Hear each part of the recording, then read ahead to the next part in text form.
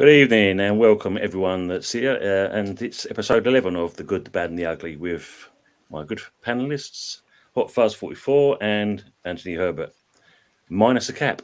Minus a cap for a change. Minus a cap, but I got the thumbs. You got the plus 2 eyebrows. How are you all doing? You all keeping well? Not too bad, Tim. Not too bad. I had a busy day, but I'm just looking forward to this show. I was supposed to, if you're watching Jez, I know I was going to come on your show, but I had a bit of a problem, so I messaged him and I couldn't come on his show with Kenny Kennedy Gunner. So apologies there if you're watching. How about you, Fuzzy? How's your day been? Yeah, it's been all right. Again, been busy at work, much like Anthony. Got to do it all again tomorrow, but yeah, time flies when you're having fun. All good, productive day, and then simmering down to enjoy and unwind with a bit of saucy, good, bad, and ugly. Talking a lot of smack, absolute disrespect on each other's team. Yeah, but yeah, it's all good, and I'm looking forward to the next hour and a half, 2 hours, 24 hours, 48 hours, however long we feel like we make the show go on for. exactly. Yeah, because as we know, there's not much domestic football been going on, and we watched two. One, we anticipated probably the Brazil was going to win that game, and then of course the Belgian game, which we was fortunate enough to get a draw out of. Even though the pundits reckon that we should have actually won that game. I mean, what was your views on both the games? Well, what was it? The England and Brazil game, I actually did the watch long with Jez. Oh, I saw watch that, yeah. I gotta be honest with you, that was an absolute crap game. The game was flat. It was literally flat. There was nothing in the game. There was no passing, no skill, nothing. I think we had maybe one shot on goal, which Ollie Watkins smashed it over the bar. And that was our chance. I think your player, Paqueta, I thought he was the best player in the game. Yep. He hit the post and that. And that was it, really. I could debate that the goal was a potential offside. In my opinion, in my view, it there was looked a bit offside. So, but then again, I mean, it's only a friendly. We lost 1-0 to Brazil, and that's it. Gareth Southgate has got to shake this team up, obviously, before he leaves England to go and manage Man United. So, that's it. But regarding the other game, the Belgium game, that was a better game. A 2-2 draw. Yeah. Ollie Watkins shot. Ivan Toney scoring the penalty. So that was that was all good, and Jude Bellingham equalising. It was a better game all round. Yeah. Really, I felt that the Belgian goal, was it their second goal? I felt it was a mistake by Lewis Dunk at the back there. Yeah. Yeah. But apart from that, it's like what I said. They're friendlies. It was a waste of time. I did say on the last show I was gonna, suck my own shit through a straw and not watch any of them, but I ended up doing a watch along. Just twisted me arm to do it. So, that's fair enough. Yeah. Just say hello to Stephanie Griffiths. Thanks for being in here and adding your comments in there. I'm sure more people will join as we come along with the thing. I mean, Fuzzy, what did you make of the games yourself? Absolutely shite. Well, did you think your new manager was just setting out his new CV and that, preparing himself? Yeah, it's like he wasn't setting out a new CV or anything. He wasn't updating it. He was trying to create one from scratch because he didn't have a CV before he got the England job. He was just amazing at making teas and coffees for everybody else. That they decided, you know what? Out of sympathy votes, because he's everyone's best mate around the England camp. Let's make him the manager. That's probably how they genuinely make decisions in the English FA. So, I mean, Christ almighty, but like, as far as like style of play goes, I mean, come on.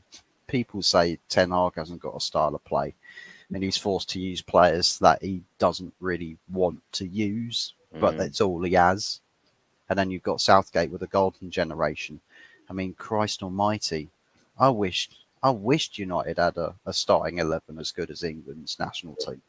Yeah. I wish we even had half of what England has, but no, he just can't seem to have an idea on how to get or set up that team to play good enough football against opponents that have a few star players themselves, but ultimately, like, from position goalkeeper to striker, right the way throughout the team, you could pick a player better than the opposition every time. Yeah. I mean, I don't know. Maybe you look at it like this. It could be an omen for the Euros because normally we do pretty well in the friendlies. And to lose, to lose one and obviously draw in the next and the other one, could this be an omen for us? Maybe it could be a good thing. But yeah, I get what you're saying. It wasn't great. I mean, as Stephanie says there, when you look at Pickford's mistake, and that one, if you think about it, that was Ben Chilwell that laid the ball off to him first of all. And then obviously Pickford making a mistake in that, and not being funny, he also made a calamity in the Brazil game as well. But he's still classed as number one. But a great pass by Lukaku and a great header for the goal. There's no two ways about it. Well, we don't know how long this Newcastle goalkeeper is like, do we? Because I mean, he's obviously England goalkeeper as well. Yeah, so yeah. When he's back fully fit, you never know. He might get the nod to be, play a game, and if he plays well, he could be getting that number one slot. You don't know. So No, it's true. That's true. Big up to Daniel Wee. Hope you're keeping well, mate. Well, that style of play is going to be your style of football next season. Good luck with a good kick. This is true. And Bowen play well. Obviously, listen to Tony. Sorry, Tony. No more bullseye references. Oh, yeah. It was good. Bowen did have a good game, and unlucky not to have that goal. It got chalked off. yeah. Not much luck with that, basically. But yeah, I mean, I don't know. With that, the two internationals. I mean, thank God they're actually over and done with, and now we can concentrate back onto the league now. And hopefully, for you, Anthony, your team might. Well, you never know. Yeah. You never know, do we? You never know. But it's like we'll probably talk about it towards the end, but we got, in our game this weekend coming up, so many things going on, so many rumors we're hearing about this game, but it depends really. So, but yeah, I'm looking forward to this weekend. I'm really glad, Tim, that the Premier League's back. I feel lost without it, to be honest with you. And when the bloody season's finished, obviously when the season's finished, we've got the Euros, isn't it, coming up? Yeah, we've got the Euros. Up. So we've got a little short break, and then we've got the Euros. Then we got the Euros. I mean, don't get me wrong. This is when I like watching England. In the inside, where if it's a qualifier or if it's actually in a campaign, that to me, I love that. But pointless friendlies, they don't mean nothing to me. If anything, these friendlies we played, we should have played them completely when the season was finished, as far as I'm concerned. Like a week or two after the Champions League final. That's normally the last game in it, really. So So I would have been happy to, if it would have happened then, basically. I mean, as you said, with these type of games, for me, I'd rather prefer to see players not been given a chance in these kind of games to see what they actually do. This is the opportunity for them, really. It is, yeah. I mean, with players like, you've got a couple of English players. I mean, why not give them Calvin Phillips a go? I know you've got him on loan, but players like that. Bringing up to the squad and see what they can do. Just give them a run out and at least give. I mean, a reasonable player, even if they haven't had a cap for England, is an opportunity for them to get a cap and play for the country. So that's what I think personally. And then obviously you pick your better teams. You pick your best players a couple of weeks. If you've got a friendly coming up, like one or two friendlies before the campaign starts, that's when you want to introduce your best players. Just to give them a bit of a run out sort of thing. No, it's true. It's true. There's one for you. Buzz. Daniel's asking, are you Radcliffe out already if he gets Southgate? Well, that's a serious question he's asking you. No. No, it might be the worst ever managerial appointment, but Christ almighty, at least when Southgate gets sacked a week after getting the job, you can't get worse appointments than that.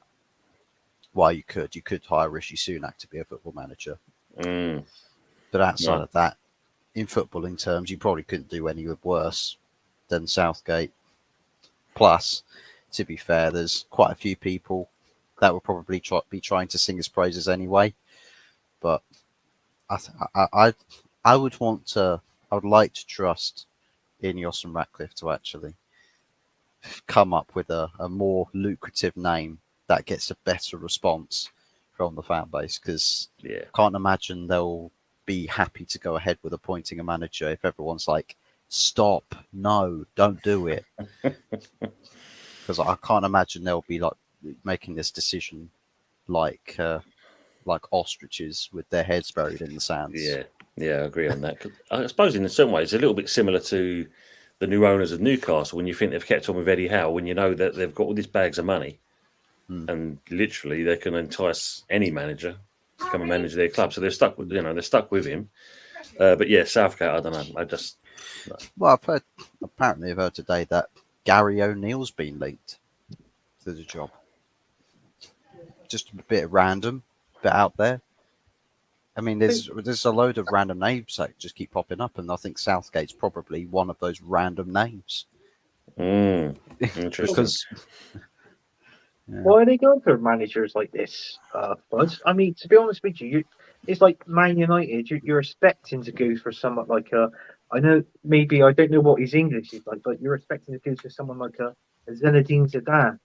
You know, of that something of that caliber. You know, not like Gareth Southgate. That's won nothing in his managerial career. So, you know, he hasn't even won a trophy. You might as well say you need to want someone. I mean, Hans Flick. You know, the ex-Germany manager. I mean, look at the trophies he won for Bayern Munich. You know, I mean, that could be possibly a good shout. Yeah, exactly. I'm just going to say hello to specific people in the chat and then come back to Stephanie's one there. So good evening to Niall Kano. Keeping well, Niall. Good to see you in here. And he's also saying hello to the chat as well. And obviously saying make sure you smash the like and share and subscribe, people. And we've also got Joanne Smith. Hello, you old buggers. Yeah. She's obviously meaning you and Fuzzy, mate. So it's obviously can't be aimed at me. That's for sure. No, I've been an Arsenal and Man United fan. Exactly, yeah. And happy Emirate evening. How we doing, Happy Emirate? Hope you're keeping well. And also Taib as well. Welcome, Taib. Hope you're keeping well, mate. I think you need to smile in your photo, Taib. I know you're a joker, but you've got a bit more happier face than that. And good evening to our good old friend from Lexington, Kentucky, USA, Lawrence Watkins. Hope you're keeping well, Lawrence. And thanks for coming into the chat. So I'm just going to go back to Stephanie's comment here, which is saying City versus Arsenal, Master versus Apprentice. A draw suits Liverpool. What's your thoughts on that? Yeah, pretty much for the most part, agree with that. Master versus Apprentice, but I mean, we want to build it up to be like that, but I don't know why. It just doesn't really feel that way. I'd much rather name it as Master versus Jealous Side Chick.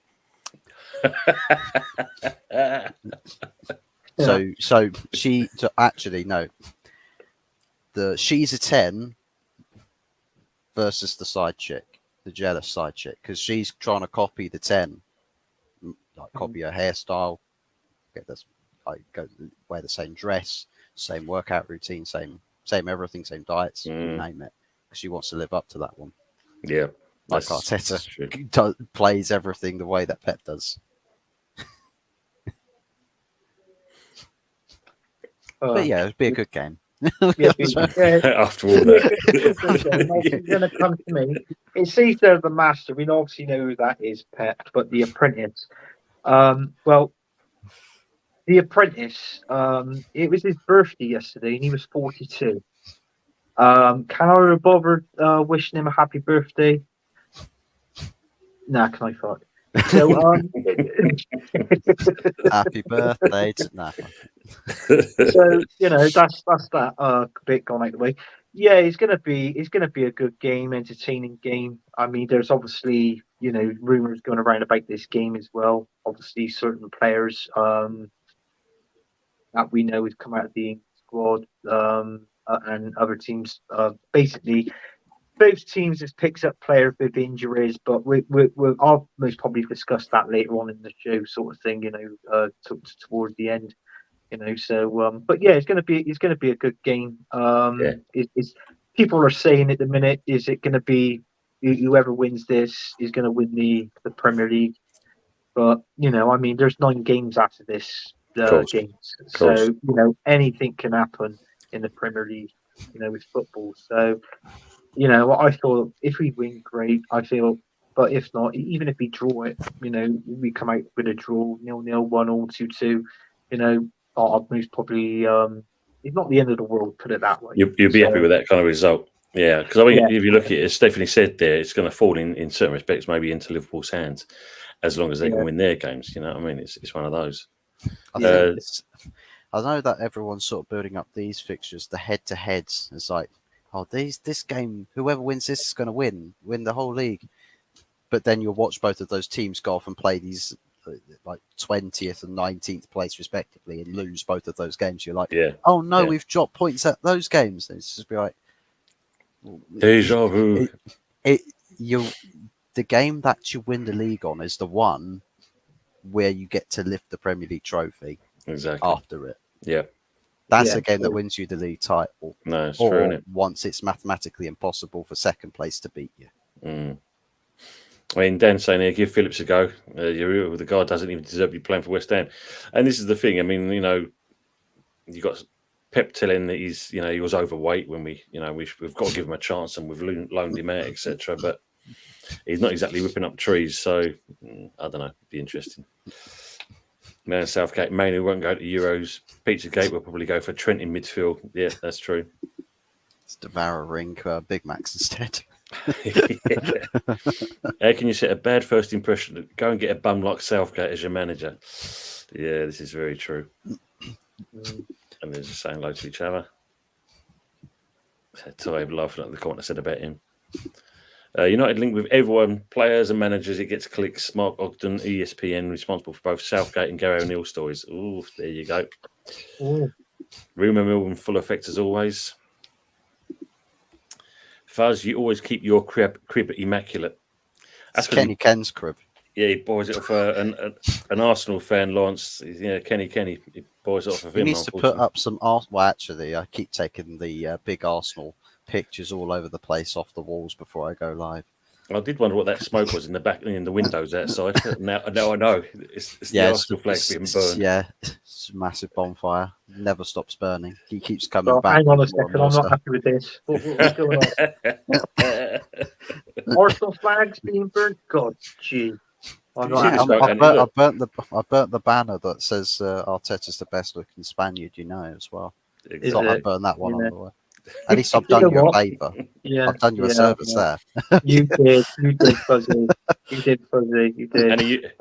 I bought the new Man United toilet roll today. Yeah, apparently it says underneath it's rough and it's tough and it takes no shit. So to that kind of thing. Is that the golden wipe every time? It's the golden, yes, golden wipe. It's like one wipe is done plenty. I mean, not being funny, Anthony. At least Fuzzy was considerate. He used 42 matches to light the flags. So just for your manager. Evening, Henry Ray. Hope you're keeping well. She says hello to you, and also says hello to Henry, to Fuzzy as well, and the daddy of the team, Uncle Anthony. Cheers. Thank you. Phillips has had his chances and not performed. He'll get more opportunities. Yeah, I think he will do. That's for sure. And as Happy Emirate alludes is here, of 290 players that have made more than 5 appearances this season, Phillips has been rated the lowest performing player. Crikey, hoping that he turns up the next 3 matches. Yeah. I'm just going to scrub off his name on the starting 11 that we talked about. What we're going to be doing. Yeah. Good shit, Happy. Oh, I've got to go back to the drawing board. And this is a blow for us as well, because obviously, when you look at it as Arsenal, you've got Gabriel out for a while. We've now got Alvarez out for a while as well. Yeah, this is what I was gonna say. Like, obviously we've been told we've got Gabriel out injured, and Saka was most probably had an injury. That was the reason why he most probably pulled out the England team. But there is Arsenal fans saying, "Is he really injured?" And Yeah, I'll he's be not honest injured. with you, Who it knows? won't surprise us if he's in the starting team. The starting lineup against Man City. So Of course, he will be. Guarantee it. You know that. These players. How many seasons we've seen the players? Called up for England. Next minute, oh, I've got an injury. yeah, But then they come the weekend, they're there. yeah. Yeah, it's like Man United players, isn't it? Bringing up the England manager. I can't play today yet. No, I got you toe. All right, bye. Like, and that's it. It's true, isn't it? It's true. That was a Charlton player, and he dropped a tomato sauce bottle on his toe and broke it. What was his name again? Jeez, I can't remember. Oh, was that Dave? Listen, the goalkeeper. He done No, that no. once. It was This is an the. outfield player. Did exactly the same thing. He smashed through the table and apparently landed on his toe and broke it. Oh, right. I knew Dave Besson done it, but He that did was it. salad cream. That was salad cream. Heinz getting a plug on the show. Yeah. Tybe saying, "What do you guys think of what Deschamps said about Saliba?" You know what? I haven't really heard anything about this. Well, I'll be honest with you. I don't know anything about this at all. I haven't read anything along the lines. But if you want to put it in the comments and see what he said, then I can most I've probably answer it. Fuzzy's got the I've answer. got these Bollocks to it. quotes. I think via the Daily Mirror, but apparently he said the hierarchy doesn't favour William Saliba at the moment, but he is here. Daya Tupamecano has had game time, and perhaps William has had less with certain players. I make sure to preserve because it can be a confidence or little blockage that can shift. Some don't have any concerns, some need game time. William has had less game time, so that doesn't allow him to be very calm. He is having a good season, but he also does things that I don't like so much. For France, he has limited game time, but when he plays, that hasn't necessarily gone well. All right. He might, he might as well just say that basically Saliba's shit. That's what he's Shit, saying. yeah, there's a full stop, like sort of thing. But I don't get that because he's our best centre back. Well, actually, I'll tell you the truth. I actually prefer Gabriel to Saliba. But that's in my own opinion. But those two are such a good. They've been a good centre back pairing. Like it's like years ago from the Tony Adams and Steve Fold sort of era. But yeah, I don't know why you would have put that because, in all fairness, Saliba is a tidy defender. I'm not being funny. You look at our teams. I know for a fact if West Ham bought Saliba, he'd go straight to the team. Do you know what I mean? He would. I think he'd go straight to the team at Man United. So, I don't understand why he would have come and said that, Deschamps. I think what it is, I think it's the Mikel Arteta's way of playing football. And obviously, Saliba's doing his tour by the manager. He's playing that style. And he's doing it well to stay in the team. And for Deschamps to come out and say that, I find that a little bit disrespectful. If he said that about me, I think I'll be pissed. Well, it'd be justified. It'd be justified, but you can be pissed, but it'd be justified. We know that. Yeah. Dad said, pursue him if you want. He's got 2 months to save his Spurs career. To be honest, I sympathise in one thing. I have also seen things about Saliba I don't like, but the more so in the dressing room antics. If you know, you know. Yeah. It's true. Henry said, I'm glad the Premier's back. Well, I think we said exactly the same thing. The weekend, happy Easter, guys. If you celebrate, otherwise, happy holidays. Well done, Henry. Yeah, happy Easter weekend to you as well, Henry, right? Yeah, we've all seen Tatty and JWP in midfield, and it's dreadful. Thank God we loaned Phillips. Evening to Guna Matata. Hope you're keeping well, everyone. Just saying hi. Hope everyone's well. Cheers and really 3 likes on Fuzzy's channel. Happy I'm saying off topic. Cadbury's are selling gesture eggs as opposed to Easter eggs to be inclusive. Bloody hell! Oh my God! What are they going to come up with next? Cancel Easter, people. Do you know what? I got to be honest with you. Even though it's the Easter eggs, the small ones you get with the the caramels ones, the chocolate, the caramel in. Oh yeah. I know Oh, which one. they're bloody The cream lovely. eggs. The cream Yeah. eggs ones. Yeah, I bought a box of them today. I think there was 4 in a box, and the guy I was working with, he said, "Oh, do us a favour, and he said, let me have one of those." It's off at mine. I got them. I demolished them today in work. Yeah, because you've got Reese's. They do one, don't they? The peanut butter one. They do that as Yeah, well. but I don't like them. I don't like. I'm not a fan of peanut No. butter for some Or reason. you've got the Lindor ones as well. Yes, you have. Yeah. They're not bad at all. They're not bad. Arsenal Manic, good evening. Yeah, good evening to yourself, mate. I hope you're keeping well. So Deschamps is chatting crap. Yeah, he is. Stephanie's asking, is Saliba right or left centre back? He's Plays right side. Yeah. Right side. Mm. And Daniel's saying, to be honest, I'll listen more to Deschamps, who took France to 3 major finals just because Saliba is good for Arsenal doesn't mean the same at international level. And that's so true. That's so true. No, I think I don't know. I mean, they've got a good squad, France, but I mean, you look at it. Obviously they lost the last World Cup final, didn't they, to Argentina? So, They would I have don't won know. it if they just played Saliba. Oh yes, That's it. Yeah, That's what we're missing. that's what they're missing. Bloody Mbappe up front, Saliba at the back, fantastic. What more do you want? There's your spine kind of thing. Curved spine, but there's your spine regardless. Jones saying the Premier's back. Yay, so bored, no Prem, exactly. Evening to AFC always. Hope you're keeping well. Tony and the Hot Fuzz, big up Hot Fuzz from me and everyone else. You should not dream next season when Southgate becomes the new manager of Man United. Yeah, we're all going to love it. We're all going to love it. Is this true? Like, I know I've read this, but can you actually see Ten Hag Fuzz? Can you see Ten Hag leaving Man United? Because apparently he's been approached to manage Bayern Munich. Can you see that happening at all?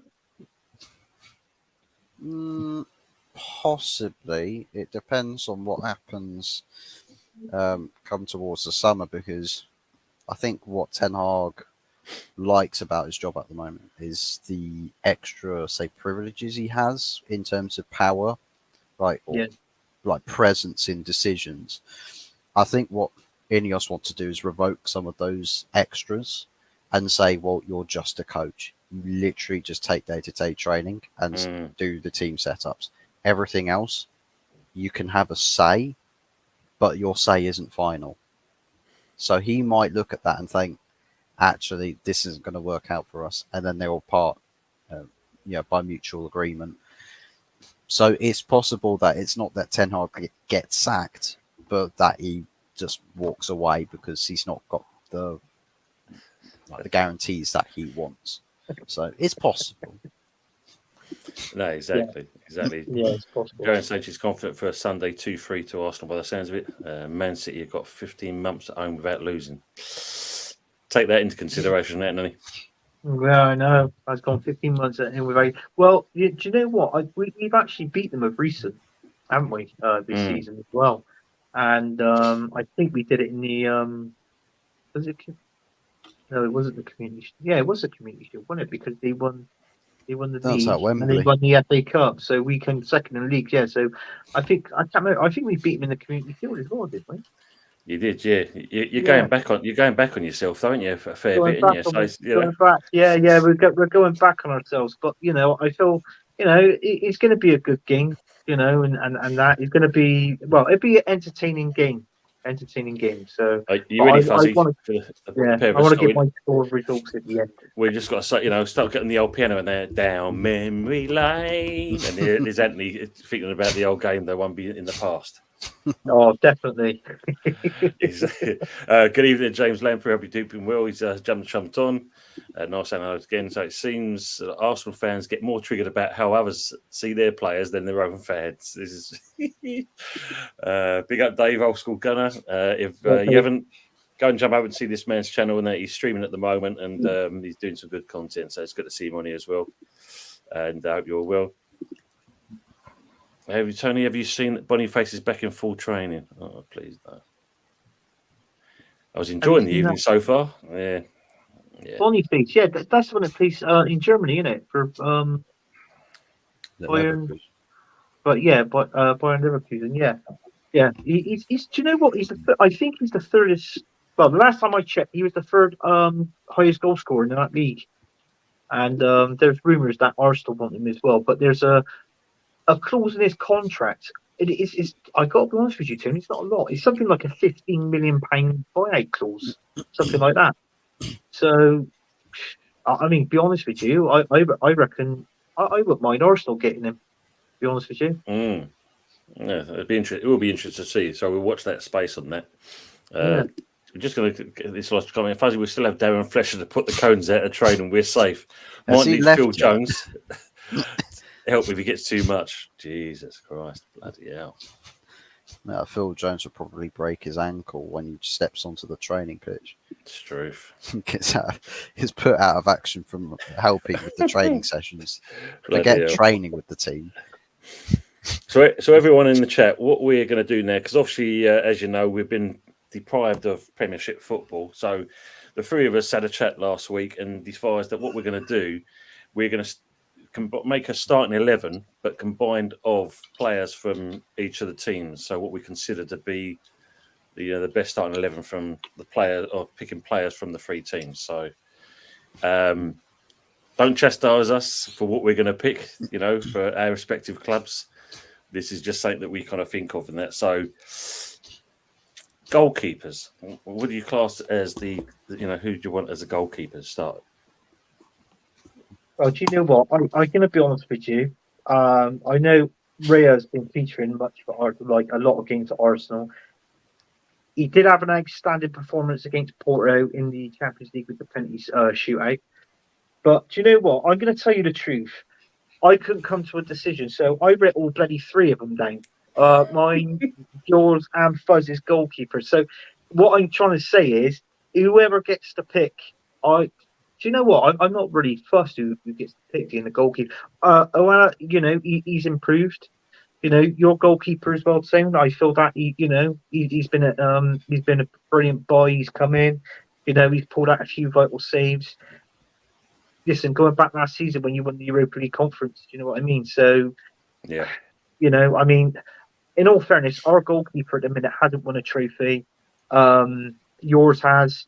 Buzz, you bought in this season, so yours hasn't won a trophy yet, has he? Your goalkeeper. No. So, I'm just going to throw that into the equation, but that is all I'm going to say. I think this one might be an easy one to pick, so it's entirely up to you, lads. I'm not going to. It's easy for me in that, and my fellow moderator on the channel, she's also gone for the same one, and that is Areola. For me, I think if you look at it, if he has a decent defence in front of him, then he's sound as a pound. Raya, yeah, he's been good for you guys, but again, there's a mistake in him, and we've seen that in a few games recently, and yeah, well, the Man United, Anana, simple as that. I chose if I had to pick a goalkeeper. Non-bias, absolutely. If I had to pick a goalkeeper that I could actually trust, like more so than anybody else, and the fact that I'm picking this decision based off a trust factor rather than just genuinely how good they are, I went with Ramsdale. Bloody hell. God, I almost fell off my seat. Jesus. You've lost a chair leg. I was like, yeah, I've lost a chair leg. I balanced it. Yeah, I just went with Ramsdale. I think Anana hasn't been good enough for long enough for me. And Raya, I think, blows really hot and cold. I think Ramsdale's probably had the most consistency in goalkeeping performances at any given time for Arsenal. But all three of those goalkeepers have had absolute nightmare moments. Yeah. Areola, I'll probably say goalkeeping wise, as far as ability goes, is probably literally like just below. But I mean, as far as how much you can trust him, you probably say, well, Areola, you could probably say you get a more all round balanced goalkeeping performance from Absolutely. week to week, but all things considered, for me, I just felt like Ramsdale was. So Areola it is then. There you go. No, Yeah, bias. That's all I heard at a fuzz was Areola. So we'll go with that one. And do you know what? You'd Ruined be surprised everything. how many people it's actually got Areola in their fantasy football team as well. Seriously, Good. I got him in mine. He's my 13th There you goalkeeper. go. Jamino's given you a rundown, a Yeah, dress down. I've of seen all there. the Yeah, I'll go goalkeepers. into that. Evening Big to up, Mama Flossie. How we doing, Mama? Happy keeping well. And Jaminio saying, and good evening to you as well, mate. It's good to see you in here. I've just heard you say Raya has been good for us. That's the first thing I've heard when I joined the stream. What is this waffle? That's brilliant. And Arsenal Medic, I know you're aiming for, and I know the nickname I called Areola, but I won't put it on this channel. Who loves Areola? The Juridio saying Ramsdale, Onana, Areola, Fabianski, Tom Eaton, Bienda, Carl Hyde, West Ham's first choice, Can't even name them. and Raya. Oh, God. Arsenal Medic, look, I've got Areola. Yeah, Is that Harry? Super. It's got to be better. Right, so I think we're going to go with the old tried and tested. We'll go with 4-4-2. It's easier to do it that way rather than going, Oh, I made my team with a 4-3-3. I made my team with a 4-3-3 as well. Oh, I was trying to be traditional for you guys, I know. I didn't want to complicate it with a Just because you've got David Christmas Moyes tree with full manager. inverting backs and stuff like that. Oh, So we do that. Okay, then. So if we can go with 4-3. That's not a problem at all. Then. So we go for the back four. So I'm going to go with the left back. left back. Right, well, I haven't picked an Arsenal player because obviously we're struggling with left backs. Obviously, our best left backs on loan. Zinni, he can't play left back because he goes inverted, which is absolutely crap. And our left back at the minute is Kivuar, who doesn't play inverted, but look at what we've produced in the last lot of games and the amount of goals we've scored, plus the amount of less goals we've conceded as well. So that's one thing. But he's not a left back, so I couldn't put him in. I couldn't pronounce your player. I did pick the left Ham. What was it? Left back. I can't Cresswell. remember. No, not correct. No, bloody hell. What's he? 40? No, is it Cook? Oh, I can't remember. What's his name? I just put cough bollocks down. I didn't know. I can't remember his name. And I did actually really write the cough bollocks down as well. Is it Caffel, or whatever No, it is? he's right back. He's right back. Is he? Oh, Yeah. he come up his left back on my thing. Oh, No, bloody hell. That's well, what you get out of the Samsung. Exactly. We definitely play a right back. That's for sure. So who's your left back then, Tim? Emerson. Emerson. All right, then, yeah. So I'll change that then. So I'll scribble it out, all cough bollocks, and I'll put in Emerson. Jaminio say Trevor Steve's occurring at Man United on a daily basis. Scott McShite, new contract, Fuzzy. I think Mama Fuzzy's just called him, so he'll be back with us shortly anyway. Happy Emma. I remember a couple of seasons ago listening to Talk Sport in the car and hearing the name Areola playing for Fulham, and it really made me laugh. Then we signed him. Yeah, okay. I nickname him Nipple. Simple as. Much more easy to pronounce. Yeah, so what it is, I've gone with it was either going to be him or but with Man United's left back, the England one. What's the England one called? My mind is on. As Jaminio saying it, is this based on current fit players or just an overall ability? Ability wise, Luke Shaw, Caroline Kivior. Yeah, is basically is on this season, but in the positions that they play in. I mean, I know he's been playing left back, but he's not really a left back. He's a centre back. So that's the reason why I didn't pick him. I mean, I was stuck. Well, you said Emerson. I'm stuck between Emerson and Luke Shaw, so I'd have to pick Emerson over Luke Shaw. That's two bloody West Ham players, eh? Jesus. Fuzzy, what I went Luke Shaw. You went Luke Shaw, yeah? Happy Emerson, yep. And I've gone for Emerson. He's just got a nice smile. You've got to love him for that.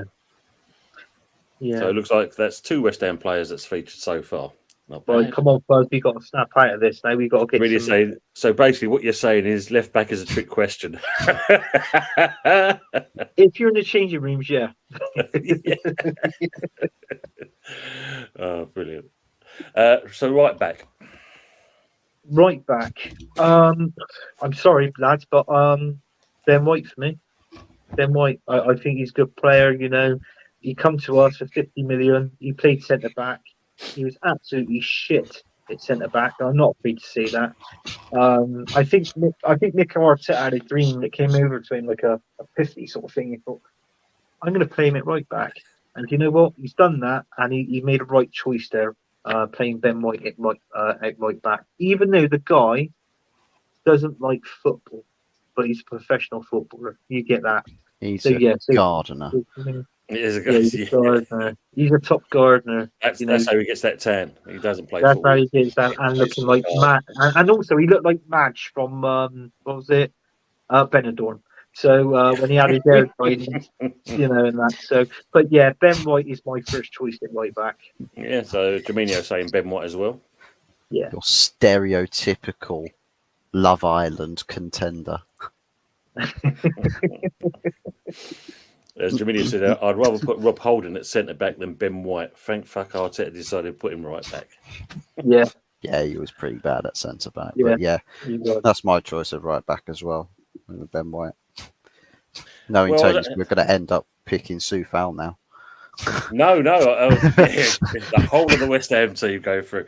No, actually, believe it or not, went for your Wan-Bissaka. Okay. Great one-on-one defender. Absolutely useless going forwards there. So we're going to go with Ben White. It seems to be the case there. I mean, obviously, Happy Hammer said Trippier. Yeah, that's a good shout as well. That's a good one. Yeah, there's no Newcastle fan here though. And Jaminio's also saying Delot has had a brilliant season, though. Shout out to him. Yeah, it's true. Yes, he has had a good one. So let's start with the centre backs. So we go for the left side first of all. The left side. Oh God. Do you know what? I've actually picked 2 here because I like these 2. Number 1, who plays for us is Gabriel. So you know, I think he's a decent centre back. He's actually been scoring of recent. You know, obviously we've improved on the Declan Rice taking the corners and Gabriel getting stuck in and scoring the headers here and there. I think that's something that they're actually. I think they've been practicing this on the training pitch because they've never ever done this before. So that was that one. The other one that I did like. Just they're right. But the other one that In I your own did dreams, like, is Martinez from Man United. So that was the 2 that I picked. I know that I should pick one, but you know, with this being like this, I thought I'll give people the credit of the doubt.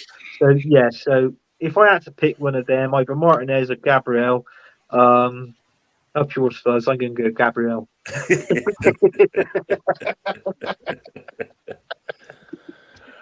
What have you gone for? Yeah, exactly. Yeah, yeah, exactly. So do you know what I mean? Yeah, to me, I actually put in 2 right-sided centre backs here for both of my centre back positions. So the one that I put over on the left side, I should really probably switch them around, but nah, who cares? I went with Saliba at left-sided centre back. Just felt like it was a bit more pace, bit more reliability to the individual. And I just think age profile with then the other centre back that I've got next to him, I think creates a nice balance. And hint as to who the other centre back is, good nationality pairing between the 2 of them. Ah, right, okay. I think I got a funny feeling you're saying, but listen, folks, and obviously Tony and Fuzz, what Deschamps said about Saliba, let's just ignore that. All right, Let's just ignore it. It didn't happen. Deschamps is not even real anyway, guys. Nah. Yeah, exactly. As Arsenal Medic says, best defence in the league thus far. Let's keep it simple, lads. And as he says, I've just jinxed it now. We'll go down 5-0 at City. For me, on the left-hand side, I'm not gone for Gabriel because the simple reason Kurt bloody being is, Zuma, I knew it. yeah, no, I've gone for Bandy Leg Zuma or Old Mad Dog Bonner. No, for me, Gabriel and that. Yeah, he's improved this season. I give him that, but for me, there's still too much of a liability in my liking. As much as he's, he doesn't kind of float my boat, unfortunately. Happy Emirates saying Virgil van Dijk. Yeah, he's improved as well this season. But I must admit, I've gone for one of your choices, Anthony, and that is Martinez. I like the fact he's like a little, terrier at your ankle, snapping away and that, and he gets stuck in. So I do like Martinez, for that reason alone, basically. He's not even 6 foot. Do you know that? He's like 5'9", I believe. So, is that right first? So he's very short. Yeah, he had one of the highest aerial duels win rate last season. Like he just had aerial dominance, but he's shorter than everybody else. Yeah. But how does that even work? Well, it don't make any sense. Those from the old school. It's like Messi being able to slam dunk over the top of Shaquille O'Neal or something, or Michael Jordan. Yeah. Well, if you remember the old Viz magazine, you had old Billy the Fish, and that's what Martinez is. Basically, isn't he? You can leap up like a salmon and get them balls in the air. Balls in the net, yeah. I got two books, those 2 annuals of them. I can't remember, what was it called? It must have been of Buster Gonads. It must have been the big pink stiff one. And then the other one, which I didn't realise, I picked one out and bought it. And then when I got him at Reddit, and it said Viz. The spunky parts. I was like, oh. Roger Melly on the telly. Yeah, all that. I never forget there was one of the adverts, when you go through the thing and that, and it was also like, having a T-shirt and that, and one of them said, "Colostomy, it's not my bag." Oh, God.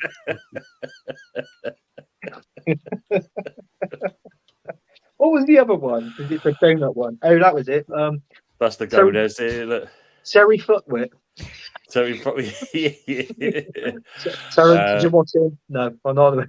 We give Deschamps a Rolls Royce. He doesn't even have a driver's license yet. Arsenal saying Zinni on the left. Kidding. Martinez is 5'10", still scored a double against Arsenal. Yeah. Messi did lead the highest, to be honest, over entire Man United defence in the Champions League's final. Yeah, that's the gonads. Against Rio Ferdinand and Vidic, I think that was. Oh, yeah. I swear Diego Jota is like 5'7", and look at the amount of headers he scores. Same with Gabriel Jesus. He's 5'9", and surprisingly good in the year.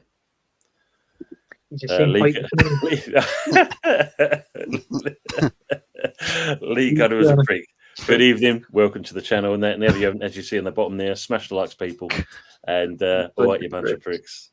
Showing your age there. Someone's got to happen, and it's got to be me for a change. Yeah. Anthony, give us a wave. Comedy at your bag, either, you prick. That's superb. Brilliant. So, who are we going to go for the left-hand side then? I mean, obviously, we've got Gabriel, which seems to be kind of going in there, and there's obviously Martinez.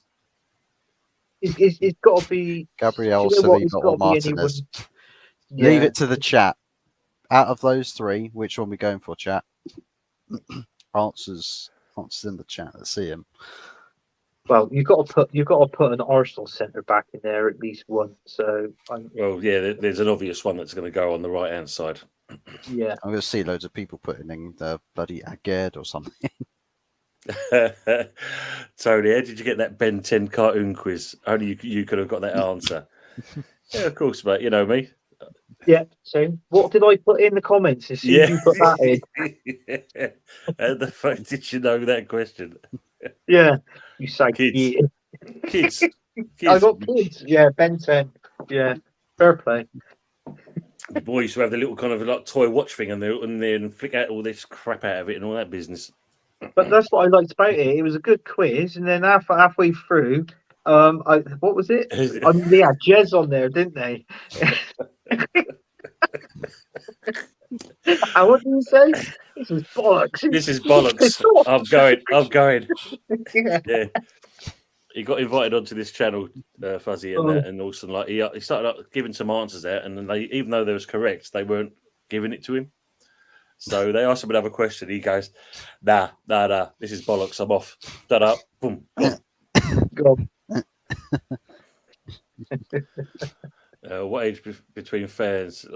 Just had 10 years. That's very true. Gabriel. Yeah. Johnny Evans left centre back. Oof. Oh, Still got it the yeah. wrong Better way. than everyone. Yeah. 10 Ben. It was a prick of a quiz. Yeah, it definitely was. There's no two ways about it. Yeah. And Jeff said, F that shit quiz. I was like, whoa, massive meltdown. Yeah, it's true. Wait, whose channel was this on? JSY Talks Football. Yeah, boy, So they had umpteen people on that. There's about was it like 6 or 7 people on that panel at the time? I think there was, yeah. And it was just a bit of a mad one, that one. It was. I even got some right. You know, I was quite proud of myself. Even the chat was surprised as well. I know. So we'll wait for the answer. We'll come back to on the left-hand side, but going on the right centre back. Yes. I picked Saliba. You know, obviously, I thought that he's like a machine in that defence. You know, obviously he's good in the air. He can, at the ball. He gets stuck in. His tackles. I think his tackles are good as well. They're pretty much well timed. You know, and he can cause a threat in the 18-yard box as well. Like, you know, in the opponent's 18-yard box, of obviously getting on the end of it as well, on the end of the ball. So him and Gabriel, fantastic, and I think they should both go in, to be honest with you. No, exactly. Thanks, Henry. Good luck with your stream as well. Have you have a good show. See you, Henry. Oh, fuck off, Tony Ibarra. Sleeper right centre back. Big up the good, the bad, and the Southgate in. We love it. I suppose. Well, actually, you got to put it this way: you've got to put the Southgate in, and the good, the bad, or the ugly. Yeah, it's very true. That is true. Because both of you are hoping it happens. I'm the only one that's here praying to God. You know, convert me to Islam. I'll get out a prayer mat and pray to Mecca. No, it doesn't happen. I owe Jess an apology. He gave a wrong answer on a Blondie song, and he confidently used it. Sold it down the river. Oh, me lovelies. I'm a country bumpkin gooner, and my breath smells of straw. Well, at least it smells of straw rather than cow shit. I suppose that's better than, that can't be a bad It's thing. like the flavour of the vape. Yeah, I know. Yeah, they've got the George Gooner. I drive a tractor. You got a tractor. I've got the same top on there, haven't Yeah. And you're vaping, apart from your cap. I'm vaping, and yeah, apart from my cap. That's because my hair was so long, I had to get it cut. It was a mess. I couldn't go on. You know, that's the excuse I give when I was wearing the caps. It's a shame you're not sitting in the same area. That you look like a scene from Airplane. That was the egg come out the mouth. Yes. I'm dreading the CDM pick. Two absolutely shambolic options and another international snake. Let's just say Fuzzy will be very shocked with my pick. I think my picks might disappoint Juminho then.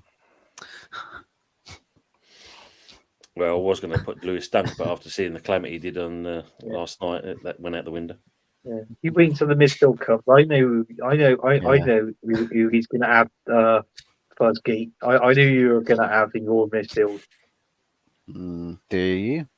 I do. I think I will interest a few people with my midfield too. I've had to. It was a midfield 3, but thanks to this guy over here, we've had to change it to a midfield 2. So I've had to reshuffle a few bits around. So what formation is it? Sorry, Tim. Is it 4-3-3? No, we will go with 4-3-3. You know, I was just, You change it again. I'm going to switch it to 4-2-3. You're going to go. Actually, let's go 4. yeah, 4-2-3-1-6-5. That's his pin number. Quick, get his card. Exactly, that's it. Write it down now. We got Enter the the chance. details. West Ham home kit is brilliant. The burgundy and the blue goes really well. You can even wear it outside of the house. You could do indeed. My left is a mess, not just my hair. Ooh, I like this. I do like. I love it when it all comes in and all that. I got a funny feeling. I might have a funny feeling who's doing this, but you know, I reckon it's It's good though. It's good. Yeah, Jaminio, big up the can destroyer, Canino. You are, mama. On a serious note, it's really nice, and it stayed the same for a while now. It has indeed. Yeah, it's quite decent, and even the one you see behind me, the Canio's wearing, you can get that as a retro kit, which is great. Yeah, he's got no bloody hair now, has he? To I know. Well, of course, he's modelled himself on my good self. What a nice man. Big up, man. 14 cans since Saturday alone. Hope you're well. Yeah, centre backs on the right. I think everybody knows which centre back I've gone with, based on the hints I dropped with Saliba as my left side, which of course is Varane. Showing a bit more of a leadership side to his game with all the injury crises going on around him, and you know, he's sort of filled in a bit, stepped up, and is a shining light in a shower of shit for Man United this season. And I think the qualities he has, you know, having Saliba alongside him, I think there's some good balance there for the qualities that they both have. Both good stature, good pace, and to be honest, I think some good intelligence there as well. Well, I must admit, I'm actually in agreement with you, because I've also gone for Varane as well. As much as I like Saliba, yeah, Varane for me has stepped up this season. He looks a completely different player. He's got a bit more composure. Don't get me wrong, Saliba's got that in him. It's made Johnny Evans look fucking Jimmy said Evans has been better than Varane this season, but Varane has stepped up massively. I thought that he was shambolic and washed a few months ago, but he's proven me wrong. Yeah, and that's the thing. That's what about. I mean, Evans, for his age, is great. He's doing well for you know, coming back into the club. But yeah, Varane, considering the price tag they slapped on him during, you know, when the January transfer window, you know, he has stepped up really well. So, if you look at that, then Anthony, do we kind of look at putting Saliba on the left and Varane on the right? Yeah, and then we can if you look at it either way, we've still got to look at a Man United player in there, because obviously Martinez can then make way for Saliba. Yeah, I got to be honest with you. I think that's the only one that's getting in this fucking team, to be honest with you. But,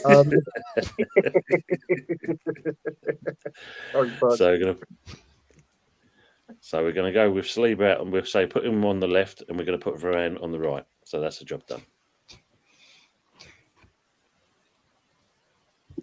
Back in November, I was convinced that Varane was just a washed-up French centre-back who's about as good as Rob Holding, but he's been really good over the few games. Yeah, yes. There's no two ways about it. Midfield. 3 in the midfield. 3 in the midfield. I know. I think 100% we can agree who is going to be the middle one. But on the right side of this midfield, I've put a West Ham player in here. I've put in your Brazilian player, Paqueta, in this one. Because I feel that with... Do you know what I mean? When you see the Paqueta for West Ham, which I think is good, but compare him to the Paqueta that was in Brazil... I think I said this on the Sunday night team. It felt like to me he had more of that, what I call FR, that free roll. And I think that suited him down to the ground in that Brazilian team.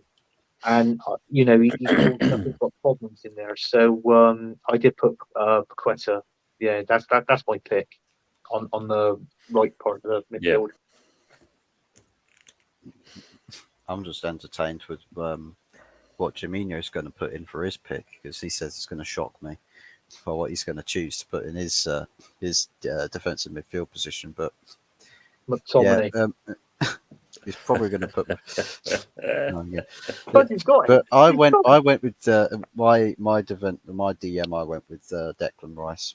Sorry, Jaminho. I've had to put your favourite snake in, but I just think as an individual in that part of in that area of the pitch, he's probably been the best outstanding performer on an individual basis, as opposed to say like a system or a group of players. I just think on their lonesome, Declan Rice has been better as a DM this season than anybody else has. Casemiro hasn't been good, as good. I don't really think there is anybody else. I mean, Edson Alvarez and Thomas Soucek, basically two players trying to do one player's job. I just think Declan Rice has lived up to most of the expectation, and he gets into my DM position. Jimmy was saying this goes against everything that he stands for. That washed up clunky 6'4" Scottish midfielder named McShite is his first midfielder. Happy Emirates saying Rice, Alvarez, and Paqueta slightly in front, even though it makes her feel sick by saying his name. And this is coming from someone who would rather swallow a basket of thumbtacks than watch a full game of McShite ball. I was saying Rice has been one of the best midfielders in the league this season. Didn't McShite ball lose to the Republic of Northern Ireland? I believe yesterday or the day before, like 1-0 or something. McShite, does that come with fries, Germinio? Yeah, that's a good shout from Happy Emirates. De Bruyne has been disappointed since his return, to be honest. Yeah, agree on that. He's not exactly been great. Germinio said, I've praised Rice a bit recently, but it's international break, so the Rice praise won't be happening again for a few weeks. And last season, let's forget last season. Fuzzy, I put a 6-paragraph comment about McShite in your McShite new contract video. I think it got deleted by Google Mods though. I want to have a look at that. I want to see. Are you going to go have a look? Foden deserves a mention, though. This is true. So, yeah. So I think if you look at it, I mean, have you gone for Rice, Anthony? I've got I've got Rice, but I've put him in the middle, and I put Paqueta on the right side of it. Okay, mate. So yeah. So let me just kind of get this right. So we've got Areola, Emerson, and then we've got Saliba, Varane, Ben Shite, Seaside Mustafi. And now we're going for Rice. Okay, so you're saying on the right hand side, Anthony, you're going with Paqueta. Paqueta, yeah, I've got him there. Okay, Fuzzy, what have you got for the right side? Paqueta. Okay, so at least we're all agreeing on that. Paqueta is obviously getting in there. Mm-hmm. I'm sure it got dominated and pocketed by Jeff Hendricks a few months ago. What does that tell you? And that's the best option available. Let's begin him playing 10. For Brazil, he played 8, I believe, didn't he, for Brazil? But for us, he plays 10. Yeah, he did. Yeah, I think Budgie touched it on Sunday with Paqueta. I think he plays better in that 8 role than 10. Yep. Definitely. 100%. I agree on that as well. So we're going to Paqueta on the right on that side there. And on the left-hand side? Mine, I don't know, mine might surprise. Oh, Mine might right. surprise, but I'm thinking about a logic as to how this team would play and the midfield balance that I'd need. If I've got Paqueta in the team, I went with Jorginho. Someone to essentially play a bit more keep ball. Oh, Be a bit more I of a can ball understand carrier. that. I can understand that, and I know what you did. I went 2 different. I was stuck on this one. First of all, you got to think this is where Arsenal. This is the position that they played Odegaard, right? And also within that back row as well, I went the Man United player, Casemiro. So I went with those two, and I'm sorry to see this, Buzz, but I'm going to go with Odegaard. I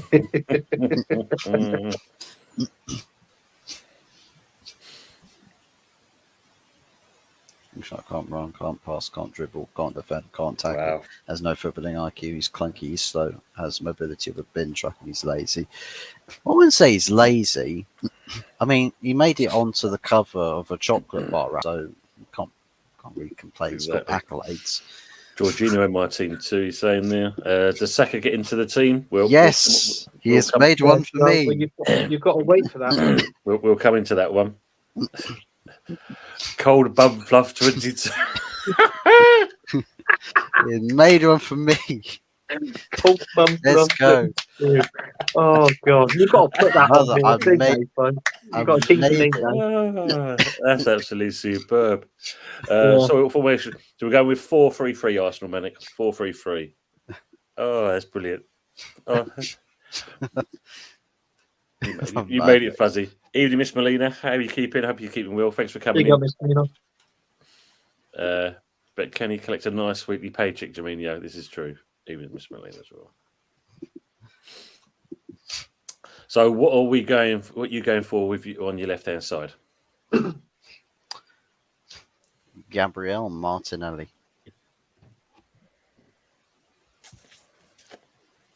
Alex, so we've done our midfield completely. So we've gone. No, Paqueta- we've got Rice and Paqueta so far. right. Oh, so you on the left side. So Oh yeah, my He's left like side white, midfield. you've gone for I went for Jorginho. my Jorginho, left you went side. for? Yeah. Virginia. I went for Odegaard and Casemiro. What did you go for, Tim?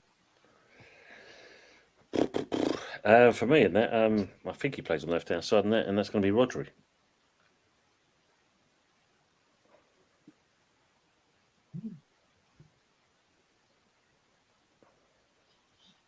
He's played well for you, is he? You know, he's not. Man City player, Rodri. Rodri, you can't pick him. He's between the teams we support. Arsenal, West Ham, and Man United. Oh, it's only because you've got this game coming up on Sunday, yeah, and you just see how quickly you But I tuned know in. what you're saying. Yeah. Speak quickly past. Scott looks like plays like he's a full box of quality treats before every game and runs around like he's desperate to take a shit.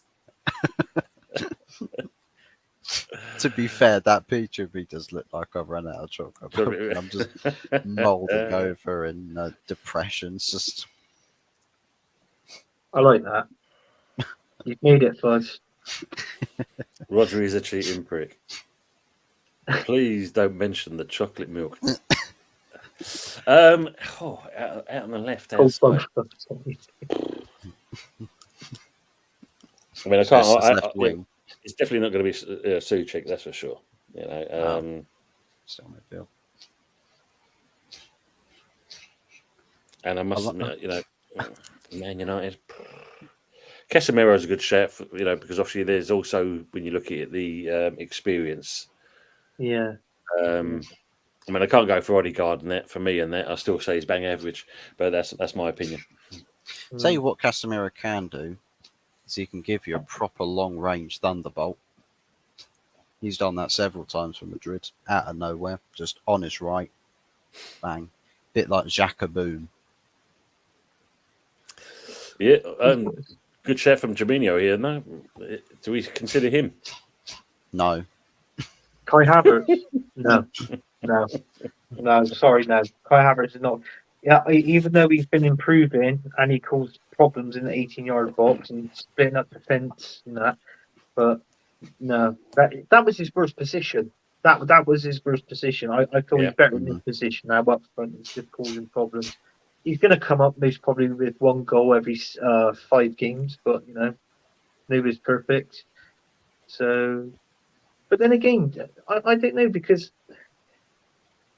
I'm quite confused because I like the other West Ham player as well, Kudos, but you can't play him there, can you? Do you know what I mean?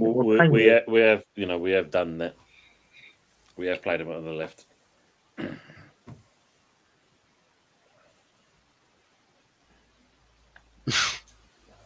Well, I think it's between Casemiro, Odegaard, and Kudo. I don't know if people want to put that in the chat And let's see who out of those three. So that's Casemiro, Odegaard, and Kudos. So do you want the chat to decide on this one? Yeah, they can get to decide on that one.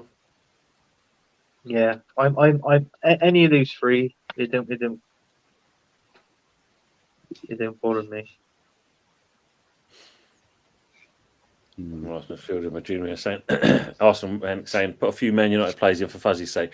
Well, put it this way: if we do put Casemiro in, then it's 3-3 at the moment with each team.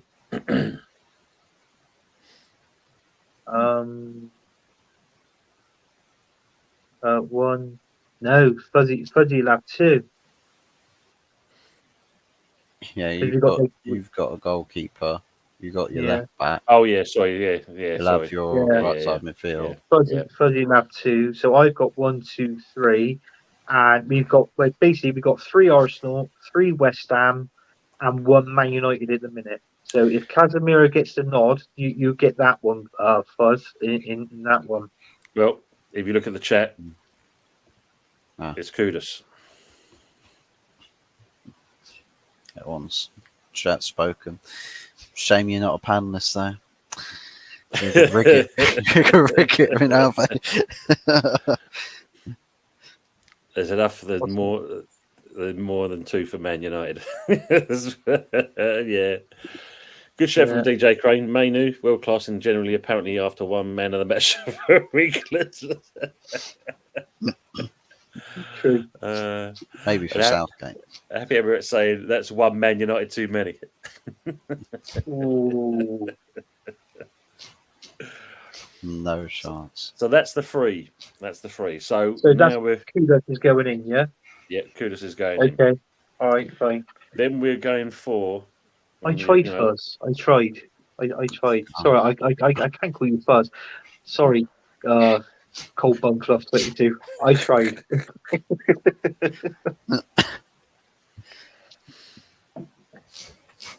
So let's go with the kind of attacking options. So are we going left, right, centre? Let's start with the left first of all, I'd say. I've already given away my left side. Hey, Hey, the eyebrows. He took a screenshot of that now. You do realise he's play this back, you scroll along and go, right, what minute this, that, bang, I've got him. Yeah, but at least this time I'll be wearing my West Ham top so you can get me in with a decent shirt on for a change. Yeah. So, Arsenal, Fuzz, you I'm went gonna with stack up. Martinelli, didn't you? Yeah. Right, Martinelli. Blind. See, on the left, I've gone for 2. I've gone also for Martinelli, and I know that he hasn't been playing well, and that but I take it nobody's going to be playing Rashford there. So, no, I think Martinelli gets over Rashford, doesn't he? Yeah. For So me, I was split between Martinelli and Trossard. Well, yeah, I mean, if you look at here, Between those Arsenal, positions, but also up top as well. Trossard, you'd say there about the West Ham shirt. Only if you are in it for once. No, I'm not going to do that. Can't be, got to be the worn-in look. Happy Emirates saying is as much as it pains me, I say Son. Oh, yeah, that's a point. Well, if it's a Premier League best 11, then maybe you could consider Son. Yeah. maybe, yeah, we could consider Son, but it's only between the teams we support. So it's West Ham, Man United, and Arsenal. So yeah, as much as it pains me and that, then yeah, I've got to say it's going to be Martinelli. Martinelli, yeah. Well, I'll agree with that. Yeah, because I've got Martinelli down as well. Okay. In the top man in the middle. In the middle, right. I've got 2 here. I've got 2. I've got Bowen for West Ham. No worries, Happy Emirate. She's probably putting her hair out. It's just like, why are you picking this player when there's that player from that club? Mane hasn't been great this season. This is true. Yeah, he has been off the ball, isn't it? On the left side, he's the only one we could pick on the left side, really, isn't it? So, but Yeah, well, in we the got rid of middle, Ben. We got rid of Ben Rama, and we got rid of four now, isn't it? yeah, but you still got Antonio, though, ain't you? He don't play out the left now. Yeah. Also, in the middle, I've gone Bowen in the middle, but also I've also gone Hoyland for Man United. Ooh, So that's the I've two picked that I Hoyland. picked in the middle. So I've got with that's Hoyland up top. Hoyland, yeah. yeah. I think Thinking his about I think his dynamic as a striker for how he can bring other players into the fray would suit Martinelli down to the ground, and I think Bowen being more direct. I think having I've given away my right sided choice as well, by the way. There's Bowen on the right and Hoyland. I think Yeah, would Mama just be really Floss. good. Mums floss, mums floss. the most amazing Geordie on YouTube, and she definitely is that. That's for sure. Facts. Yeah, facts. Yeah, so I think funny enough, because as an attacking option, Antonio, he's just come back and that, but you could say that Jesus is not exactly the answer for you, and that Bowen, no, I know where I'm going to put him. As much as you're not going to like it, Anthony, but Right. yeah, Hoyland, yeah, I think if you look at it, he's, I suppose, in certain respects, he's the Yeah, I'll go with most Hoyland. Guys have missed out Eddie and Kessia. One. Best thing since sliced bread. King of Oh, Zamunda. God. Yeah, damn. Why didn't you say anything, Fuzz? We could have had him in. Oh, he must have slipped my mind. So no Antonio, I guess. Yeah, no, not at Yeah. all. No. A's Oh. mum's factually facts, yeah, and sis.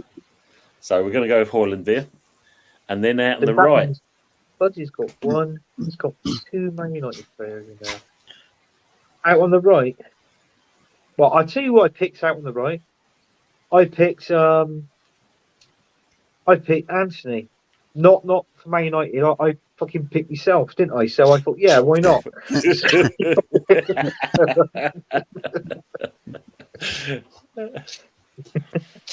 But yeah, that's my final pick. Everybody in the chat, if you want to see me up front with these guys, work a bit of magic. Yeah. He's very good at Saka. imitating the Brazilian Anthony. But what happens is that instead of spinning around with the ball, he's spinning around because he's trying to look for the ball. Exactly, that's it. He's trying to find it. It's like, where's it going? I had it right here. I swear, not 2 seconds ago. So Yeah, we'll come back. We'll come back to Anthony because I think he's sitting on the fence on the answer there for the moment. No, I got Saka. I got Saka on the right. Okay, you're I going got- for Saka in that. Okay, Yeah, Saka. Buzzy. Bowen.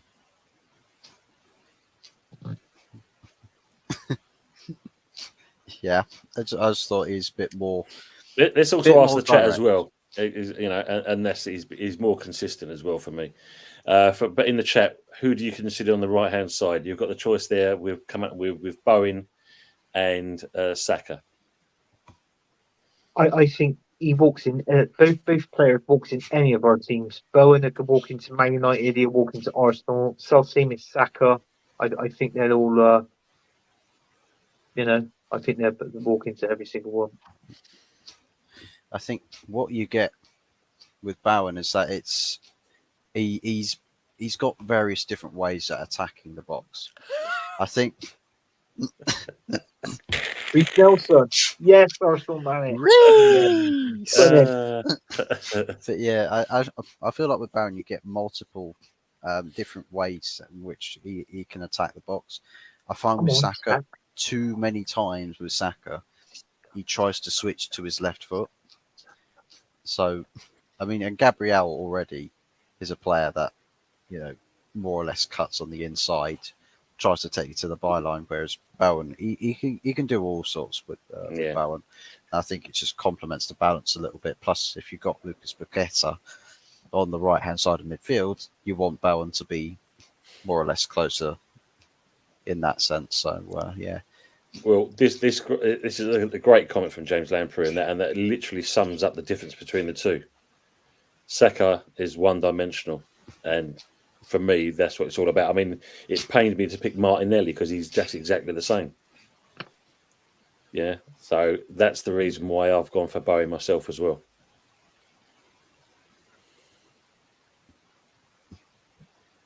I like Bowen. You know that team. You know I like it. I would love him at Arsenal because I remember you and Jess saying that. I remember that.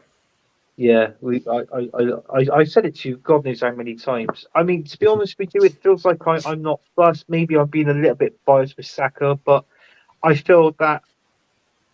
I think for me, while you're saying that, I mean, for me, Saka could be so much of a better player if it wasn't the fact of throwing himself on the floor all the time. You don't need to do that. He's got the skill to beat players. He's got the skill to put the ball in the back of the net. But to keep on throwing yourself on the floor when you don't need to, that's what takes away. Plus, sorry, first go on.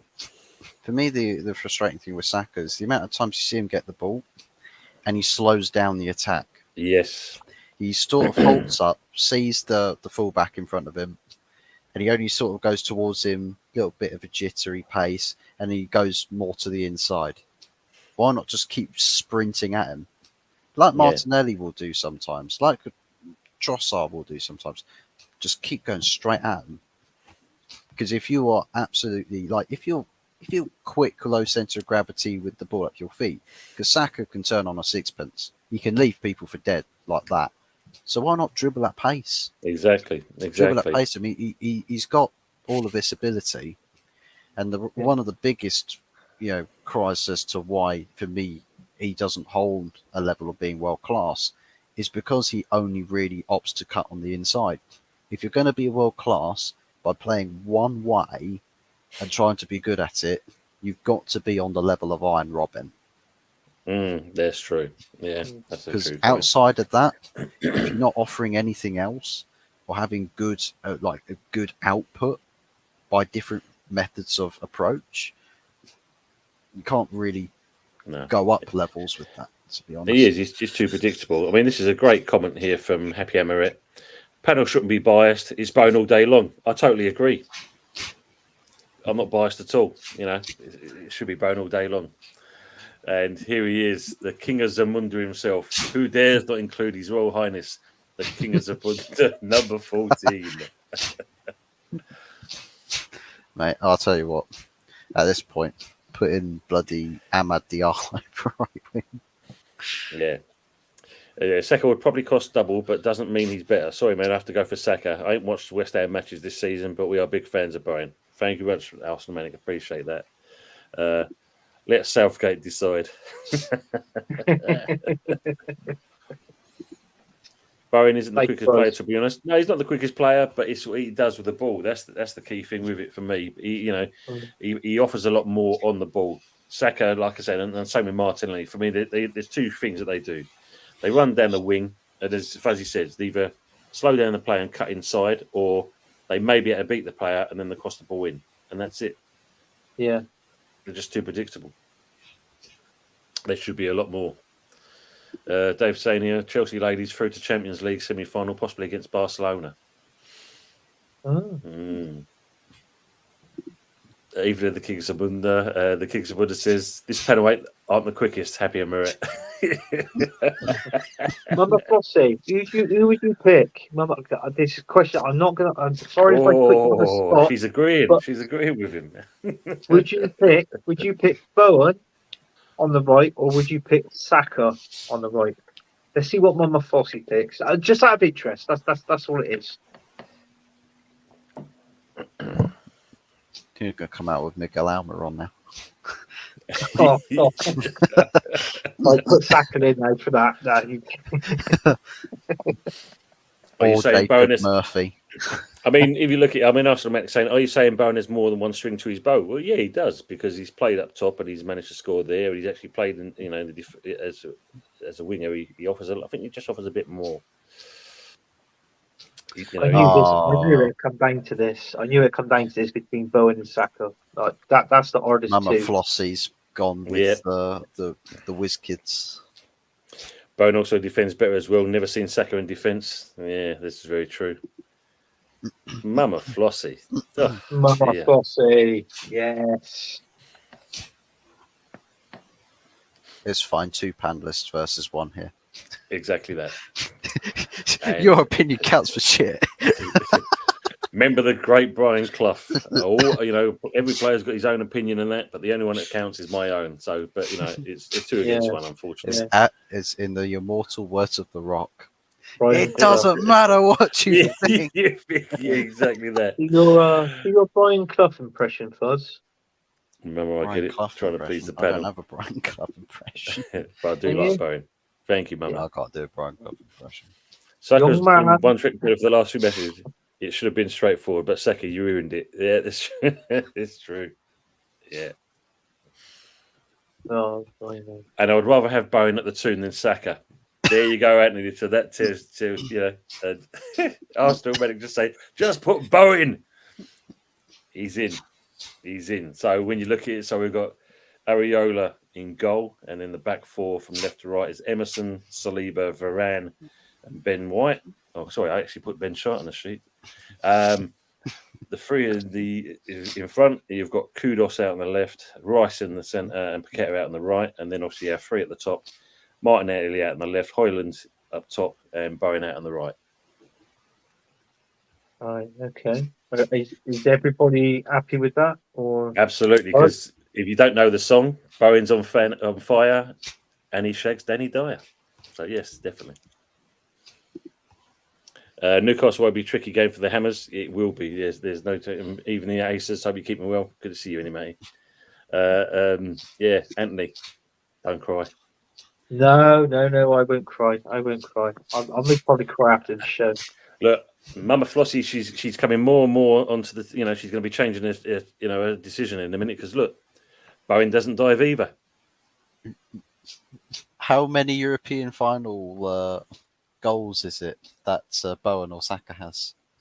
I think Bowen has.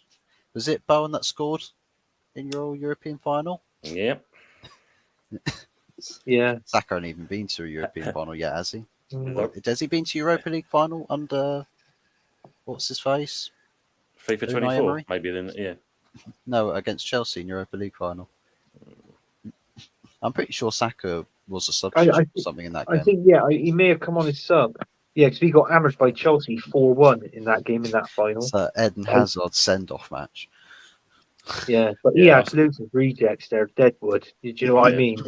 Emery. You still had Iwobi scored a thunderbolt of a goal in your game. Yeah, but we got rid of Iwobi. Arsene Wenger was in charge when we got rid of him.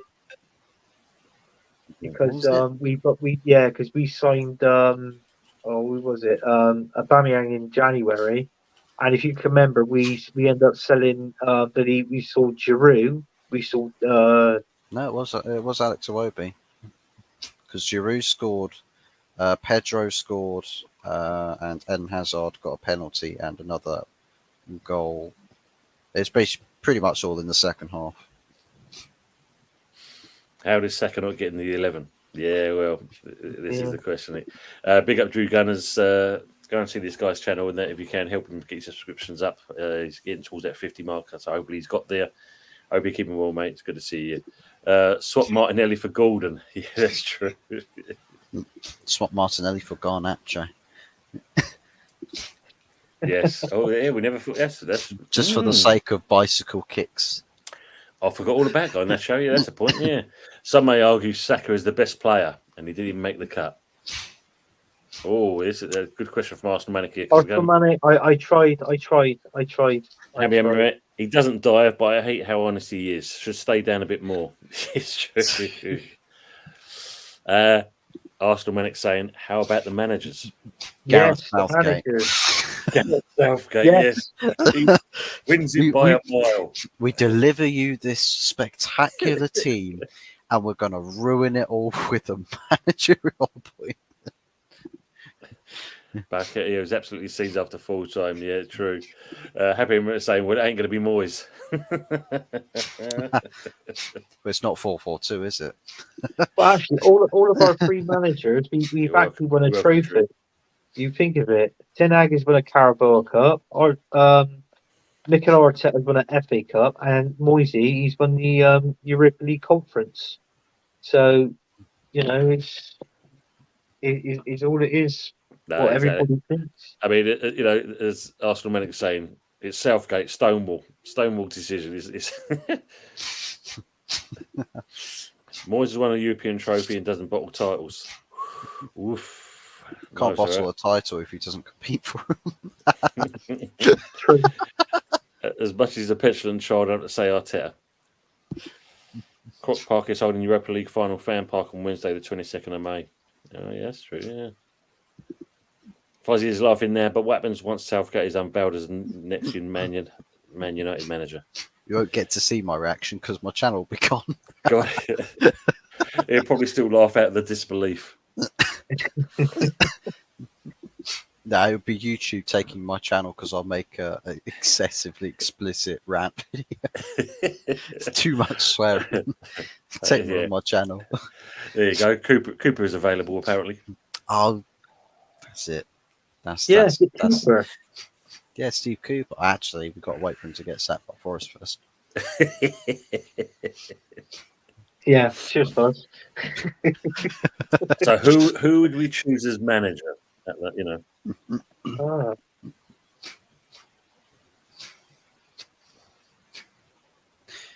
Probably for the sake of like how well each manager's getting out of their respective teams. I think most people would just hands down easily just say Mikel Arteta. Cooper, he got the sack. I don't know, motherfucker. There's no point asking me. I don't know.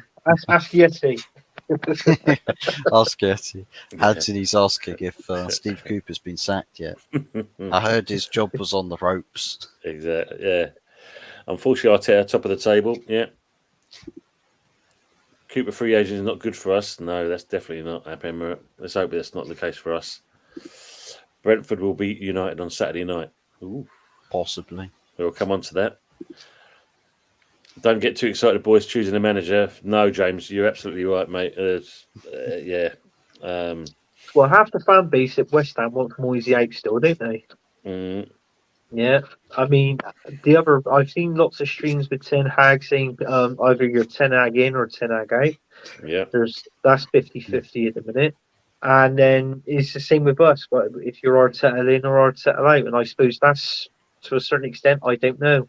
I think that's most probably 60-40, 60% wanting Arteta in, the other 40 most probably want him out. As I say, as we mentioned earlier, Gary O'Neill in United talks. Oof, jeez. Arsenal, mate, why am I saying unfortunately Arteta? Some of us are such haters. Exactly.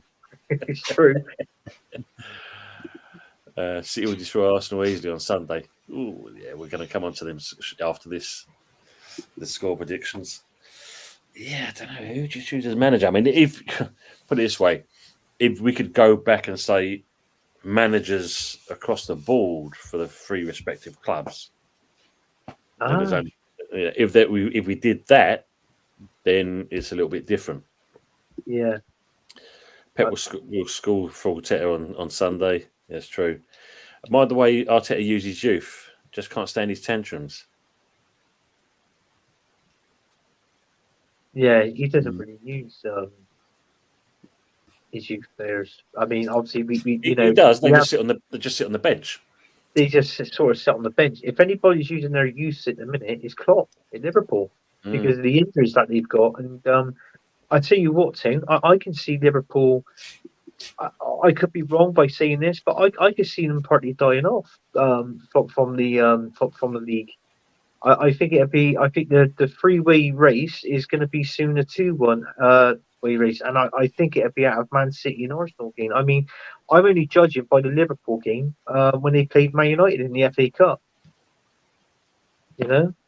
Yeah, but for me, Anthony, cup games are completely different from league games, and you'll see a different style of football. I'd say in that respects. But yeah, I mean, obviously, like where Happy America says, like, you know, by the way, Arteta, you just can't stand his tantrums. Arsenal Rennick saying tantrums. Well, he's got himself booked a couple of times already for what he has does. got himself a foot, and he does have tantrums. Company's forced to use the youth, but it's working well for him, which it definitely is. There's totally agree Yeah. on that comment. Yeah. Mama Flush is saying he does look ridiculous the way he directs the traffic pitch side. Yeah, it's true. Landing airplanes. Yeah. He thought his home turf is at Heathrow. Well, no. You come to my airport, Fuzzy, in there. You know, we need someone to, you know, Oh, yeah. slick the pitch. Yeah, but I say if we go by current managers, I mean, at the end of the day, yes, so Arteta's top, but over the last couple of seasons, what has he actually won? He's just won Community Shields and an FA Cup, but I can't believe winning an FA Cup can actually keep you in a job for 4 seasons after that, and having 750 million to spend in the club as well. Do you know what I'm saying? So I don't know. Would you put him in the manager? I mean, in all fairness, for the manager, he's the only manager out of us that uses hair dye. So, you know, you could put that in consideration. If you like to dye your hair, maybe put Arteta. Yes. Yeah. He's passionate on tantrums, and James is Lampard It's not passion. It's not tantrums. It's a disgrace, guys. Yeah, exactly. It's a fucking disgrace. James Lampard, I'm married, but I'd rather a Latino to a Scot. About I say Moyes deals with pressure far better than Arteta. Absolutely. You know, especially when we beat that 3-0 that time. Oh, 2-0, sorry. It should have been 3. Was that when the ball was over the line? Yeah. All right. Oh, sorry. Did you think? How about the 6? You know, the 6-0. Someone's got to feel sorry for it one time, and it's always West Ham. We feel sorry for other clubs. Yeah. And don't forget, Fuzz, what you got to bear in mind with David Moyes this season, he's actually lost to a championship team. Oh, was that Bristol City? Oh, right. That's it. Out of consideration. It won a major trophy because of FA Cup 2020 was Emery's squad. That's true. Yeah. Bristol City. So, are you suggesting us to pick Moyes? No, No, not at all. Not at all. Just because he's won that side of things, yeah. There's no way I'd say that. How many trophies has Ten Hag won with Ajax? Then I know he's going into a different league in that, but he's still. Fuzzy's going to look it up there for you. Quite a few.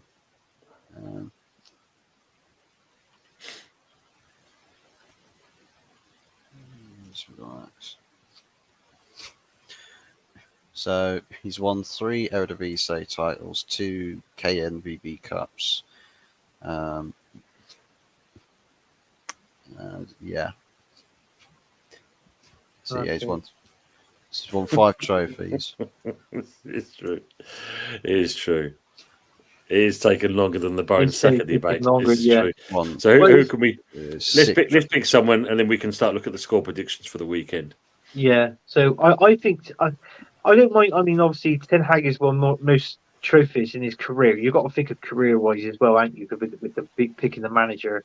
But the only thing I don't like about him is his trousers. They're like fucking ankle biters. Do you know what I mean? They come up like way above his ankles. He's got to sort that out for me. But yeah, if you want to pick Ten Hag, I'll be happy with Ten Hag because I mean, we've only got 2 Man United players. Might as well throw. Fuzzy can have 3, can't he? That's a good comment there, actually. Yeah, you know, didn't you lose to Man United one time, 8-1? 8-1. No, it was 8-2. Oh, 8-2 actually. Yeah, 8-2. Yeah. Yes, yeah. 8 to be an Arsenal fan. We'll be interested to see who hired Ten Hag in the summer, and clearly there's no carryover from Eredivisie to the Premier League. Absolutely, mate. I agree on that. So who are we going to pick? Let's get it over and done with when we get on these score predictions. Let's get over and done with. This is just a joke and laugh. Do you want to go? I'll go Roy Hodgson. I'll pick Mikel Arteta.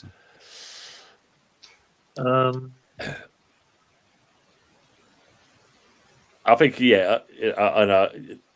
because obviously what he's done this season, the turnaround you've had from last season, then it's You've got to just be on that Arteta, kind of form. really. It's Yeah, got to be Arteta. So you've got to be we'll give him that. We'll give him We'll that. give him that. Get All a right, bit. I hate to get a bit of dignity back. Hate to. Good. Yeah, So but big up Saturday, that. Happy Hammer. the Premier League is back finally. So the first game is going to be Newcastle versus West Ham. Do you know what? Newcastle. I'm sorry to say this, but they're using their star centre back Botman. He's out for 9 months with that knee surgery he's had, so that's going to be a big blow there at the back for them. I think they've got a couple of injuries as well, haven't they? Newcastle Still, yeah. Well, so still. Do you know what? I'm going to go on the fence with this one because I think Newcastle's going to come up and do something in this game. So I'm going to go for a draw on this one, soon. I'm going to go 2-2. Okay, mate.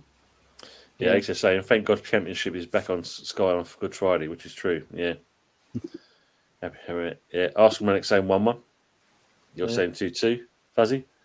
I'm saying 2-2 as well. 2-2 as well. I don't Jesus know. Christ, it's not just Botman as well. No Harvey Barnes, no Lewis Miley, no Joel Linton, no Nick Pope, no Tonali, no Trippier, no Callum Wilson. 2-1 West Ham. There you go. I've influenced the decision. I still think it'll be a 2-2. That's the quickest I've seen team predict a score. Sorry, Mama. No, she's agreeing with you on that.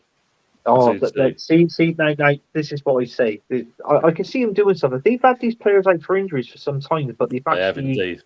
They have, yeah. They've actually produced stuff on the pitch, that sort of thing as well. Newcastle. Arsenal Manic, I've got no problem. You can be honest as you want, mate. At the end of the day, and I've got broad shoulders and that Teflon back, and unfortunately, I look like this. So yeah, I'm okay. I've got no problems with what you're going to say.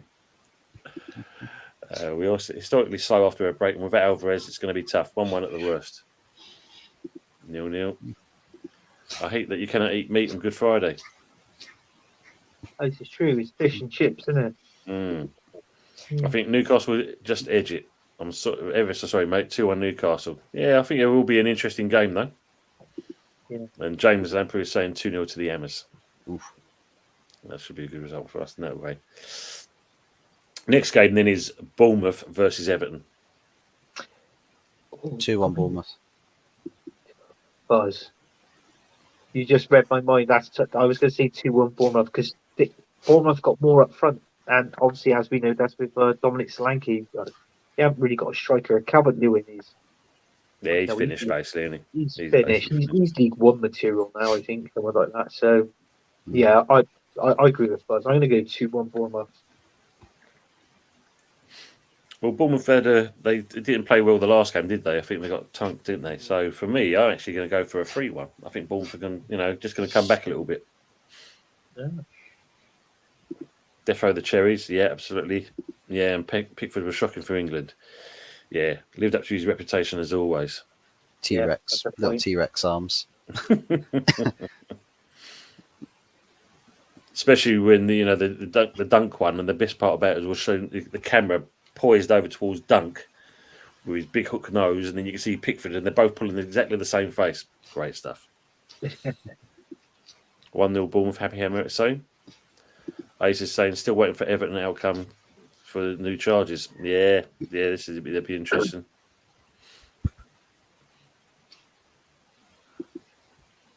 Yeah, I think say Bournemouth was, everyone, by the looks of it, most people are saying that it's going to be a Bournemouth win.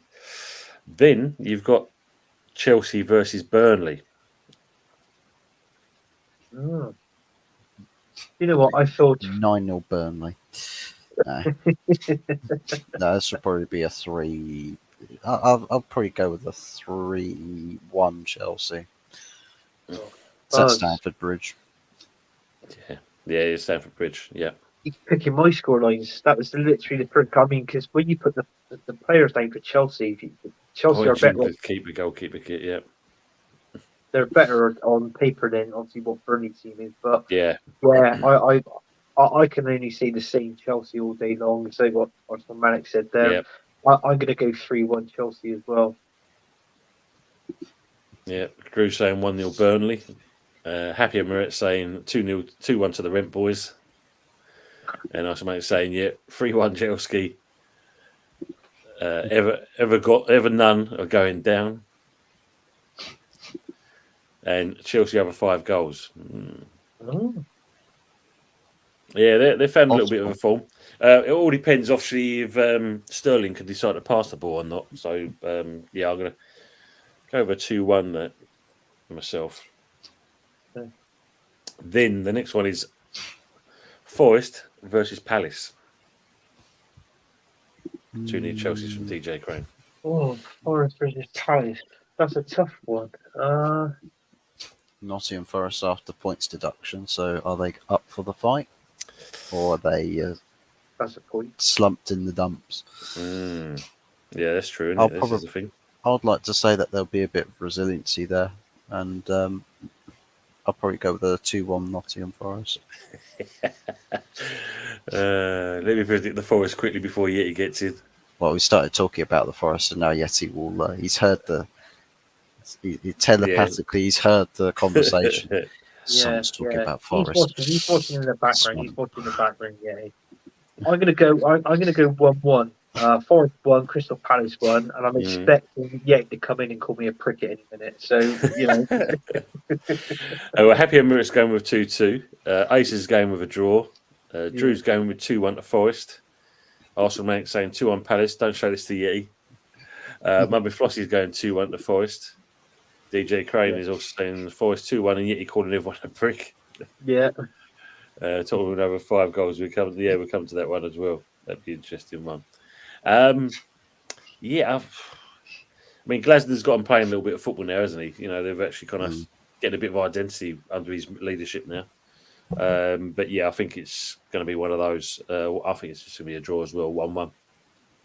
Yeah, it'll be a bit of a tight game, that one. And then you've got Sheffield United versus Fulham. Oh, bloody hell, that's no contest. I could start off this one. Sheffield United are so crap. What's this? You're all safe. Yeah, he's in a bet. I think Fulham. So I'm gonna go Fulham. Sheffield United ain't got nothing for me. They're going down as well as Burnley. I could quite easily say Burnley, Sheffield United are down. I'm going to go 3-0 Fulham. I feel they've got more to offer for them. So that's good. Yeah, just to say hello to Moss, Sasaki Guna. What's up to the two Tonys in the fuzz? How we doing, Mossy? How are you keeping well? Good to see you in here. That'd be, as they're saying here, 4-0 Fulham, 3-0. James Lampert saying 5-0. Yeah, I think Fulham are just going to have a bit too much to offer. I'm going with a 3-0 myself. Yeah, same 3-0. 3-0. I think it's going to be one of those. I mean, actually, as Ace has already said, with Tottenham's going to win this one. So the next game is Spurs versus Luton. Oh, do you know what? I think the last time Tottenham played Luton, obviously Tottenham beat them 2-1, and Luton was down to it was either 10 men or 9 men, and they put up a great fight, Luton, because they if they're going to go down, they're going to go down fighting. Fighting, yeah. So the previous you know what? I reckon this one's going to be a shock. I'm going to throw a spanner here in the works. I'm going to go for a 1-1 draw between Tottenham and Luton. I am.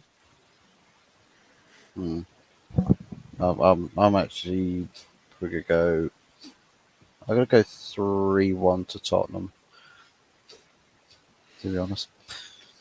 I mean, Arsenal's going with the 3 games. He's got Fulham 3-0 versus Spurs, 3-0 versus Brighton, and then 2-1 away to Man United. So that should be an interesting one. Drew's saying 1-0. DJ Crane saying it's a Desmond 2-2. Luton played well against 2-1 Luton, and that's what I'm going with. Actually, I'm going to go with a 2-1. I think Luton have got a chance of nicking it out of that game. I think they have to. Yeah. They've got a chance of doing something. Yeah, Spurs lucky they got Luton with all due respect. Otherwise, I would have picked any half decent side against them. Luton fight every game. Yeah, there's no two ways about it. Well, the last time that Spurs and Luton played was Tottenham won their game 1-0. That was the game where Basuma decided, you know what, I'm going to bait this referee by Yeah. fish flopping to the floor, and the referee's like, "Do you really think you're going to pull the fast one on me? Oh yeah. Have a fat red card." Yeah. Yeah. My bad, Arsenal Manic. Yeah, I get what you're saying there. My bad. So that's Moss is saying 2-1 Spuds, unfortunately. Luton will lose against Tottenham and Arsenal. Yeah, I mean, as Hammer says, it's true, isn't it? They lose by 1 goal as per usual, which is it's a shame, really. They do put up a fight, though. They do, yeah. Then the 5:30 kickoff is Villa versus Wolves. Oh, you know what? I'm going to go because it's a bit of a derby, that one. Anything can happen. I feel Villa can edge it. I'm going to go. You know what? I'm going to go 2-0 Aston Villa. Hmm. 2-0 as well. I think the Wolves got a chance of getting a goal, so I'm going to go with 2-1 myself. Yeah. So it's the same Villa. Edwards, though. Yeah, it's true. Yeah, this is a tricky one. Villa versus Wolves. 100% it is. There's no two ways about it. 3-1 Drew saying to Villa. Wolves keep surprising. I'm scared to even bet against Wolves. Yeah, it's true. Gary O'Neill's got them playing some decent football, I must admit. That's why the Man United That's connection. why Man United want him, because he's doing half decent. He's doing half decent stuff. 2-2, Wolves looking decent, 100%. Yeah. And Wolves on the up, 1-0 Wolves. DJ Crane saying 2 on Emery. Was Emery the goal scorer? He's getting both. He's getting both. He's getting all 3. And then Mama Flossie's saying 1-1. So she's going to say it'd be a draw. It might be a bit more of a tighter game, which it possibly could be as well. Depends what Villa side turns up. That's the question. And then the 8 o'clock kickoff is Brentford versus Man United. Brentford versus Man United. Oh, Ivan Toney. I'm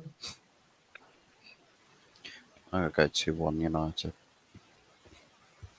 Yeah, maybe. If we get the job done away from home, it's never done cleanly. Never, ever, ever, ever. You know what? I'm going to go for a draw in this one, too. And I'm going to go 2-2. Scott McTominay scoring the equalising goal in the 85th minute. Right. Happy Emirates saying Brentford 2-1. Drew saying 2-1 as well. Cool. I saw UEFA laying down the law to Manchester United by saying they have to win the FA Cup final to qualify for Europa League next season. Yeah, I've got to mention this to you guys. But Conference League is all but confirmed, basically. Yeah, because obviously if you do qualify, you because you have dual ownership, you cannot go into the Europa League. Was you aware of that, Fuzzy? I've heard somewhere else that they've given an allowance for that, even if Nice end up in the same competition as us. Interesting. So I've heard different. We'll have a read up on that, and no doubt we'll cover it on Sunday's show anyway. Because that's quite an interesting thing to talk about. Man United 2 units for James. Drew saying there as well to Brentford in terrible form. Yeah, this is true. They've literally lost 4 out of their last 5. Their only result that they didn't lose was a 2-2 draw to Chelsea at home. But they've lost 2-1 to Burnley, lost 2-1 to Arsenal, lost 4-2 to West Ham, and lost 1-0 to Man City. Yeah, interesting. So DJ saying 3-1 Brentford. Moss is saying Emery, Villa 2-1, and then of course he's saying then Brentford 1-1, so he's saying a 1-1 game. Ivan Toney, Manchester United audition on Saturday night. As I think, to be fair. 3-1 to Erd. 3-1 to Erd. Erd. To the Erd. Erd. That's my new team. Manchester United. Erd. No, she's also about Bristol Rovers and Bristol City. That's what Erd. Playing for the Erd. Manchester United.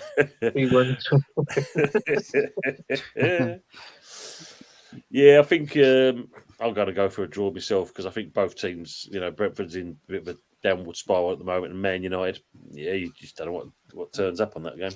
Reguilon's out with a red card, apparently. So. Man turds. Man turds.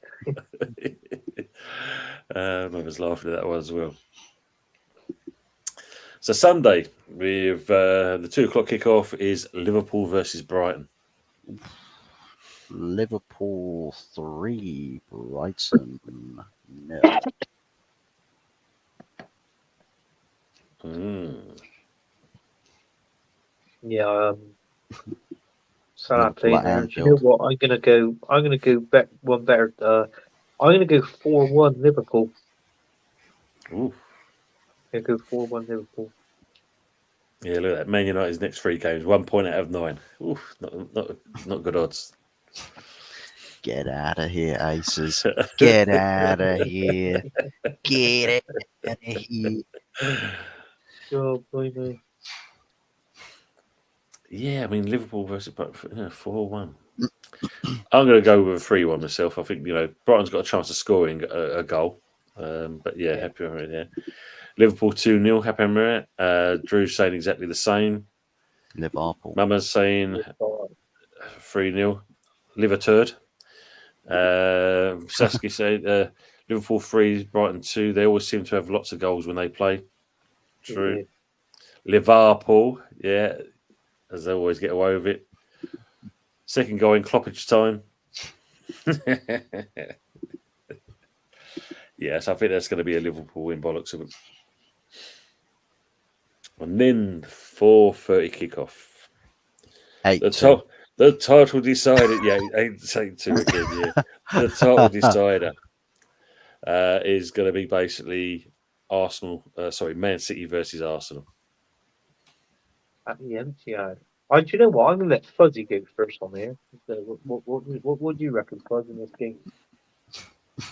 I'm going to go 2-1 City. You prick.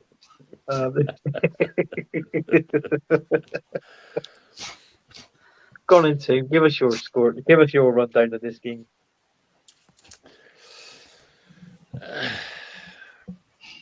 I mean, funny if someone was saying in today and that, you can just see it kind of being 2-2 in there and then Declan Rice coming up and then nick the winner kind of thing. But for me, I think City, as you know, their record has been pretty formidable at the Etihad. Arsenal are playing well, but yeah, I think it's still going to be a Man City win for me in that. And I think it'll be a close game. Yeah. So I'm going to go with 3-1. 3-1 Man City. Prick. TNT Sports. Oh, look, so we've got plenty of sports on from TNT. Tuesday, Wednesday, Thursday, Premier League fixtures. So we'll have a look at them in a minute as well. I got rid of that TNT. Did you? Rid of it. I got rid of it. I kept Sky Sports, but I got rid of TNT. Drew saying he's getting much. I know that. Drew saying Keep 2-1 Arsenal. Blow up your house. Yeah. 3-1 City, Haaland incoming. Yeah, City 3-2. I think it's going to be one of those type of games. Basically, Seski's saying, thank you. Hart says 2-1 Gunners, Head says 2-2. Yeah, that should be interesting. Sasuke, he knows. He pinched that. You didn't pinch it, but you've done the same as me. My heart is saying 2-1 and my head is saying 2-2. Exactly. Do you know what? I worked with a Man City fan. We was asking this today. We was talking about this game today. And I said, what do you reckon the score is going to be? And he said, do you know what? He said, it's going to be 0-0 at half time. He said, and then full time is going to be 4-0 Man City. Haaland, Kevin De Bruyne, and what was it? Foden to score, with Haaland scoring 2 goals. And I turned around and I went, no chance. But you think of it, since Kevin De Bruyne's come back from injury, he hasn't really done anything. No. Haaland is a little bit, I'm just going to say a little bit on the goal rate. He has scored goals here and there, but he's not really what he used to be doing at the beginning part of the season. But yeah, there's talks with Saka being out injured. I don't think he is. He's out. But what people don't realise is, right? Any Man City fans is watching. Did you know your first team goalkeeper is out injured? I bet Well- you didn't know that, did they? Well, you look at that there. What James Lamprey's put in. Apparently, Man City have 5 players out. Yeah, So they he's putting do. 2-1 Arsenal. Yeah. So hopefully, I called him a prick as well if he thinks that scoreline. And but yeah, I'm gonna. You know what? I don't know, James. Yeah, but that's you. That's your. So you're calling him a prick because your team's going to win. No, he said 4-0. He said so- 4-0 Man City. Goals, 4 goals in the second half. I thought you were having a laugh. But Happy yeah, Emirates. you've got the Mind you, City aren't scoring many. Yeah, this is true. Yeah. Mother Flush is saying 2-1 City. Again, the same thing. My heart says 2-1. My stomach says 3-1 City. You know what? I'm going to go 2-2. I'm going to go 2-2. I'm going to go with what my head's saying. I like to go with my heart, but I'm just going to say 2-2. De Bruyne was decent the first 2 games back, then he's dropped off, like you said, Anthony. He dropped off the radar. This is true. Yeah, you do. But Yeah, that's right. it's Arsenal, isn't it? So you can see him turning up for this game. You know, that's for Yeah. sure. Arsenal, I refused to predict Man City versus Arsenal. All of a sudden, the numbers on my keyboard have stopped working. Sorry. I get that. Jack Grealish will be back on Sunday. Oh God, like like we're afraid of him. KDB have been assisting, but Haaland missing chances. It's Foden and Alvarez need to watch. This is true. Yeah. Arsenal romantic bottle in it. It's true. It is. This is it.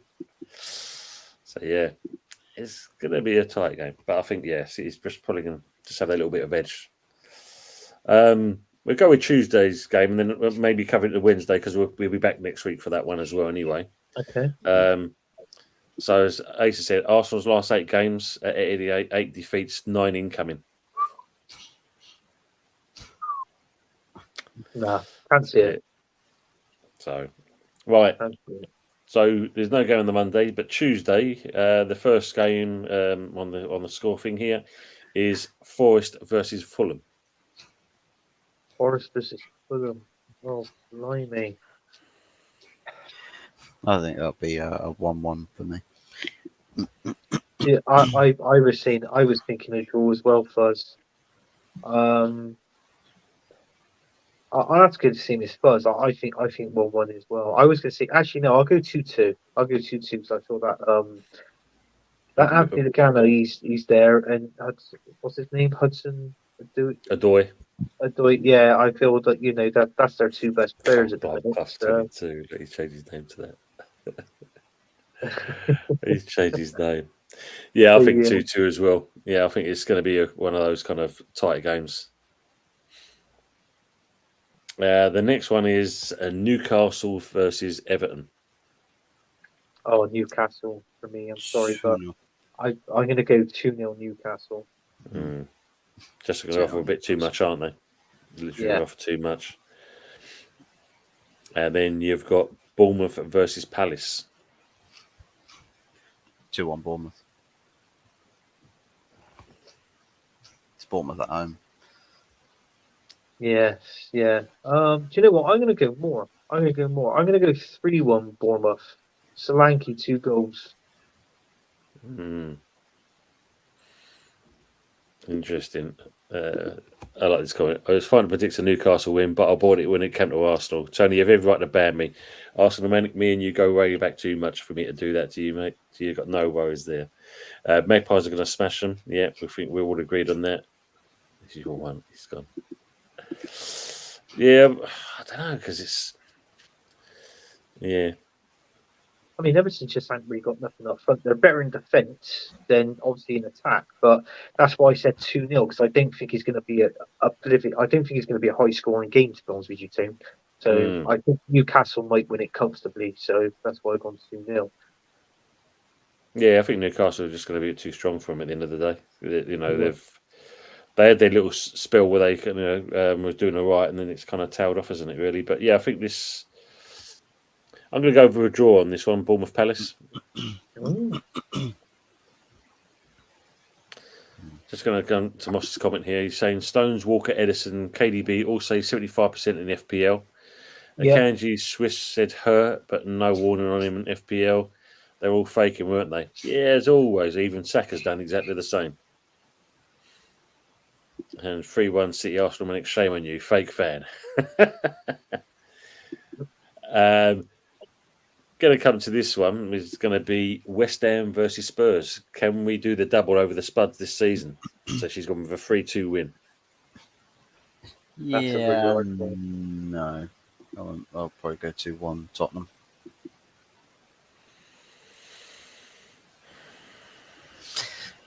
Yeah, I can see. I can see. I'm going to go with Fuzzy on this one. I can see Tottenham doing something soon. Don't get me wrong. I know you got Paqueta and you got Bowen and Kudos in that playing.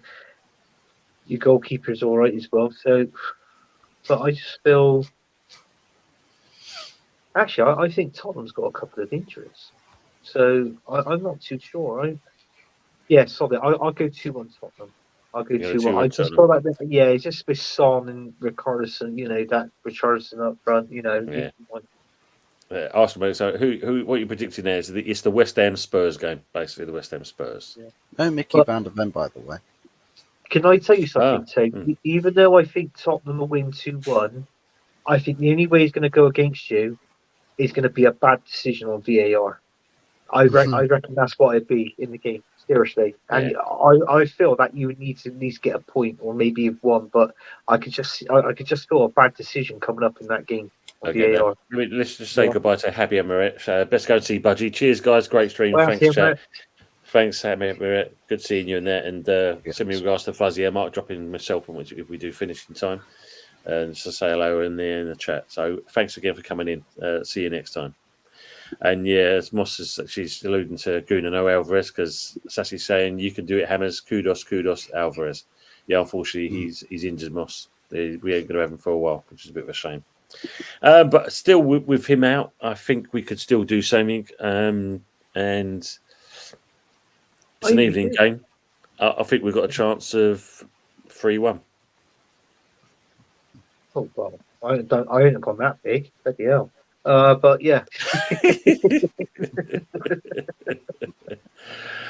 Yeah, the VAR like Sheffield versus West Ham. Yeah.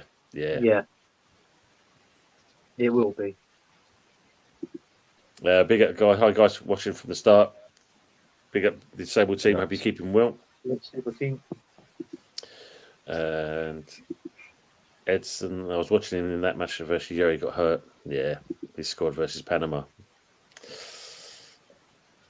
Yeah, I think we've got a chance to do it. It's at home, so we've got more of an opportunity to get something, especially at the London Stadium. And then the other game is Burnley versus Wolves. Oh, Burnley versus Wolves. I'll have to favour Wolves in this one too. So I think Pedro Neto will get a couple of goals there. I'm going to go. I'll go 2-0 Wolves. I'll go 3-0 Wolves. My predictions may be different depending on this weekend's result. Yep, very true, Arsenal Manic. This is very true. We are jumping the gun just a little bit. We're now 2 hours and 8 minutes into the show so far. So, yeah, we're going to be wrapping it up shortly anyway. Yeah, I think Wolves have just got too much to offer here, So, yeah. I mean, Burnley, they found a bit of form, didn't they, recently? But other than that, it might be a little bit more tighter than that. So I'm actually going to go 1-0 Wolves. That's the show. Just for when we come back on Wednesday, what's the free? Oh, the free game. So this is an interesting one, Anthony, because obviously may as well do May's fixtures too. I know, mate. I know. We're just kind of covering ourselves up to next week's show, basically. So the 7:30 kickoff, and this is an interesting one, is Arsenal versus Luton. Arsenal versus Luton. Well, we won 4-3. Declan Rice scoring the winner.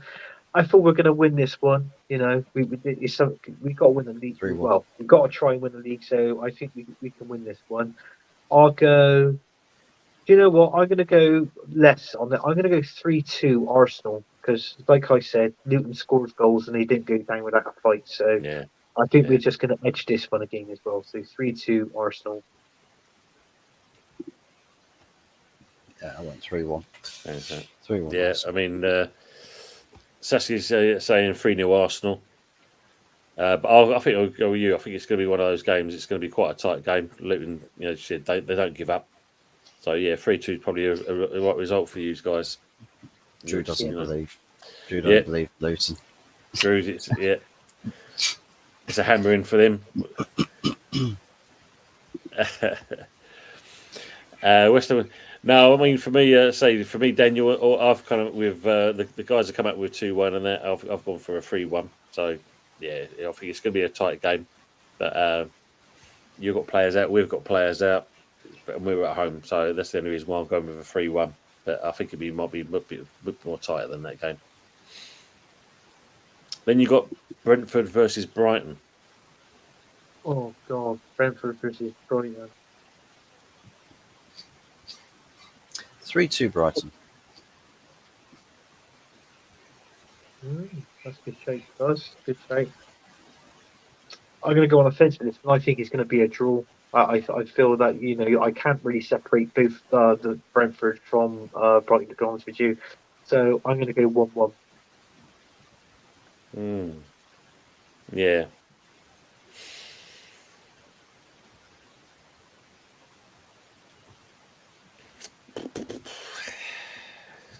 Yeah. Brighton, both teams are in, unpredictable at the moment. Brighton, 1 minute they're doing well, then they're kind of flagging. Brentford are on a downward spiral. So I think if you look at it, it's. I think Brighton. I'm going to be a bit more different. I'll go with a Brighton 2-1 win. Then saying VDV will be okay, be back by then. We'll have a full squad available. Oh, interesting if that's the case. Then that would be interesting. It makes it a bit more of a fighting game, which we all want to see. And then the last game for the Wednesday night is the 8:15 kickoff. Is Man City versus Villa. Villa's a good team, but I mean, you look at it in the last games, they didn't really show up. I think who did they play last? Villa, was it Liverpool? I believe it was, wasn't it? I think they did get a bit for tanking, didn't they?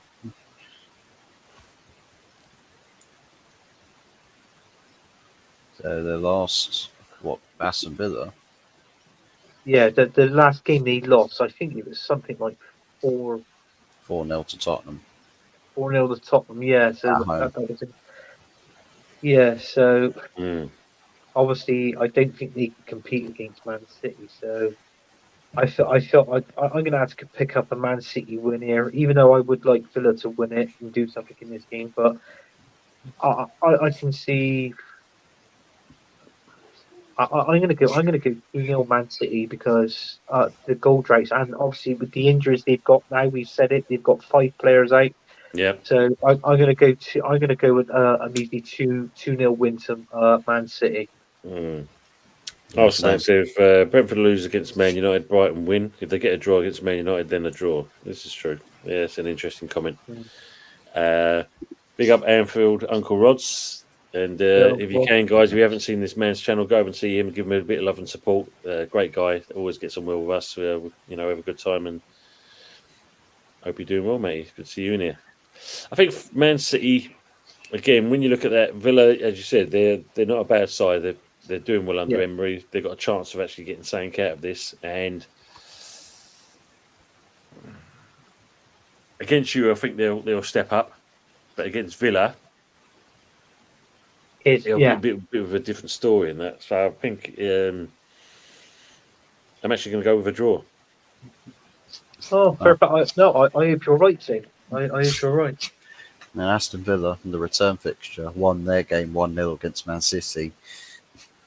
So Villa had 22 goal attempts with 7 on target. Man City had 2 goal attempts with 2 on target. No, exactly. Yeah. Haaland had a very, very, very, very, very, very, very, very bad game. Jeez.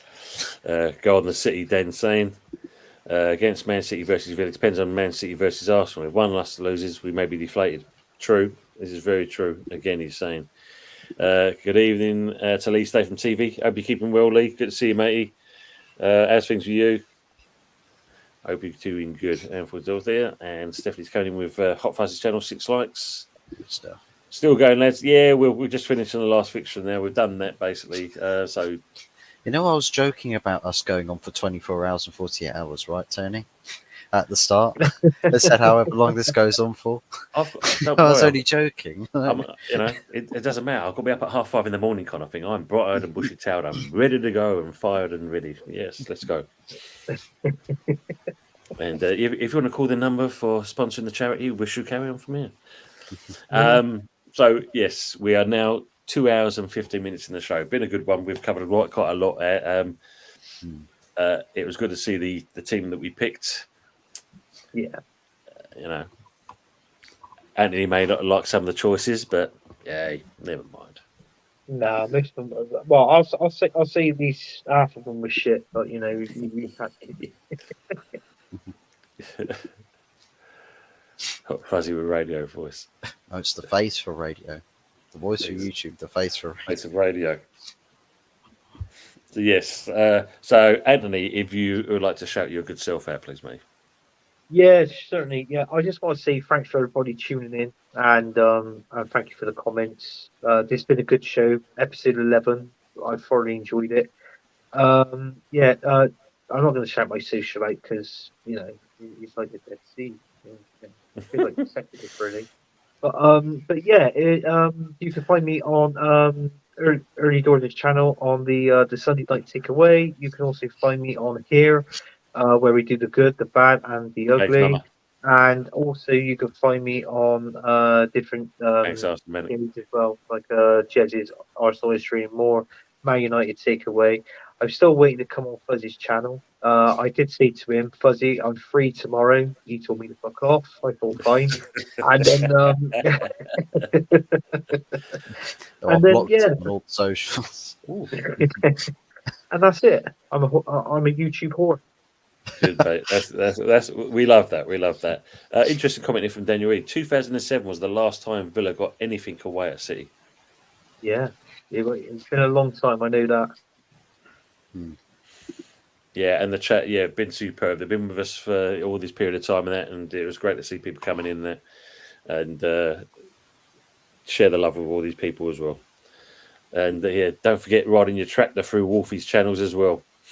Oh, Wolfie's channels, yeah, I have been on Wolfie's channels. Yeah. And the Thunder Hands Herbert. Yeah. And that was a crap game as well. Cup game as well. Bloody hell. So there's a cup game. Jesus Christ, getting long. Fuzzy, you'd like to shout your good self out, or shall we say Cold Bum Fluff 22? You'd like to shout yourself out. Yeah, find me Cold Bum Fluff channel and all. But yeah, is this your new channel for when Southgate comes in? So HotFuzz44 is gone. Welcome to Cold Fuzz 22. Yeah, we would probably have to start my heel run. I turn like Stone Cold Steve Austin or something. Not doing. And that's the bottom line because Cold Bum Fluff said so. Cold Fuzz said so. You to chuck me cans of beer or non-alcoholic beer. You've got to do it slightly a little bit toned down from Stone Cold. But find me on HotFuzz44 OG on YouTube and on Instagram. I literally never upload to my Instagram, so I don't know why I plugged that. Got my preview for the Brentford game. Too many B teams in this league. But yeah, you can find me over on my channel. Got the preview for the Brentford game coming up soon. Not done one in a while. It's felt like forever that we've had this. Bum Fluff Southgate. Now, crikey. Time to deport him to Rwanda. Wow. But Hero 44, Ratcliffe, my Hero 44 as well. But yeah, also find me over here on the Sunday night takeaway show, Sundays, 8 o'clock. I'll be there. And also as well, which I believe the show was moved from what was meant to be on Monday this week to Monday next week, which will be 9 o'clock on Anfield Uncle Rod's for a Rivals talk show, I believe it is. So, so we've got a couple of shows planned coming up. Good stuff. But maybe some impromptu videos as well, covering some other news topics. Sounds good. Sounds good. And obviously, you can find me as Early Doors Football TV. As you know, we've got these two people with me for the good, the bad, and the ugly. We may have to change things around for next week, depending on the results. That should be an interesting one. And obviously, Sunday is the Sunday Night Takeaway Show, episode 13. So we're going to cover a few things on there. And obviously, we're going to talk about the fixtures. So that should be quite an interesting show as well. And I'm also looking to get a panel, a host for my second showing of Spotlight in the studio with. So watch this space for that one coming out as well. But chat, we appreciate you guys sticking with us. It's been a great show. We've had a good laugh. We've covered quite a lot of things. Picked our team. West Ham was winning on that one, no matter what. So and there's no bias in that at all, Anthony. Just to let you know. Oh, well, we finished it off with Nico Arteta, didn't we? So that's 4-4. I've actually got. Let's see. We've got 1, 2, 3, 4. 5 in there.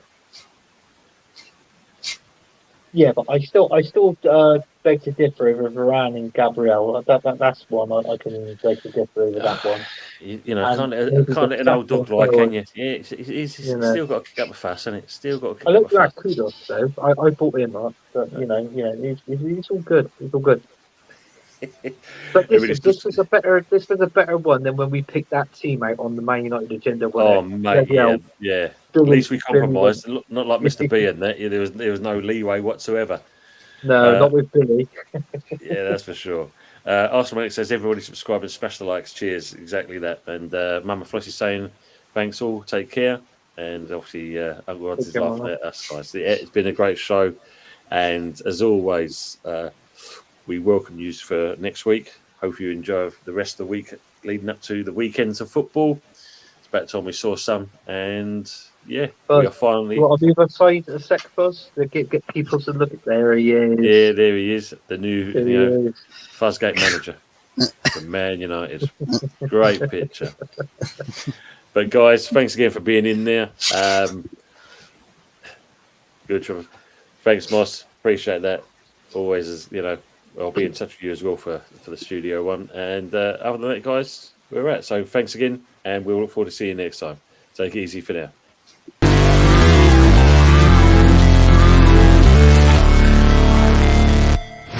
Never break, always fight, never quit, do it right, play the game, win it life, have no shame, there's no time, feel the pain, live the grind, I could change, in my mind, pick a lane, commit and climb, the only way to win it life, I never miss, that's fact, taking big swings, bitch.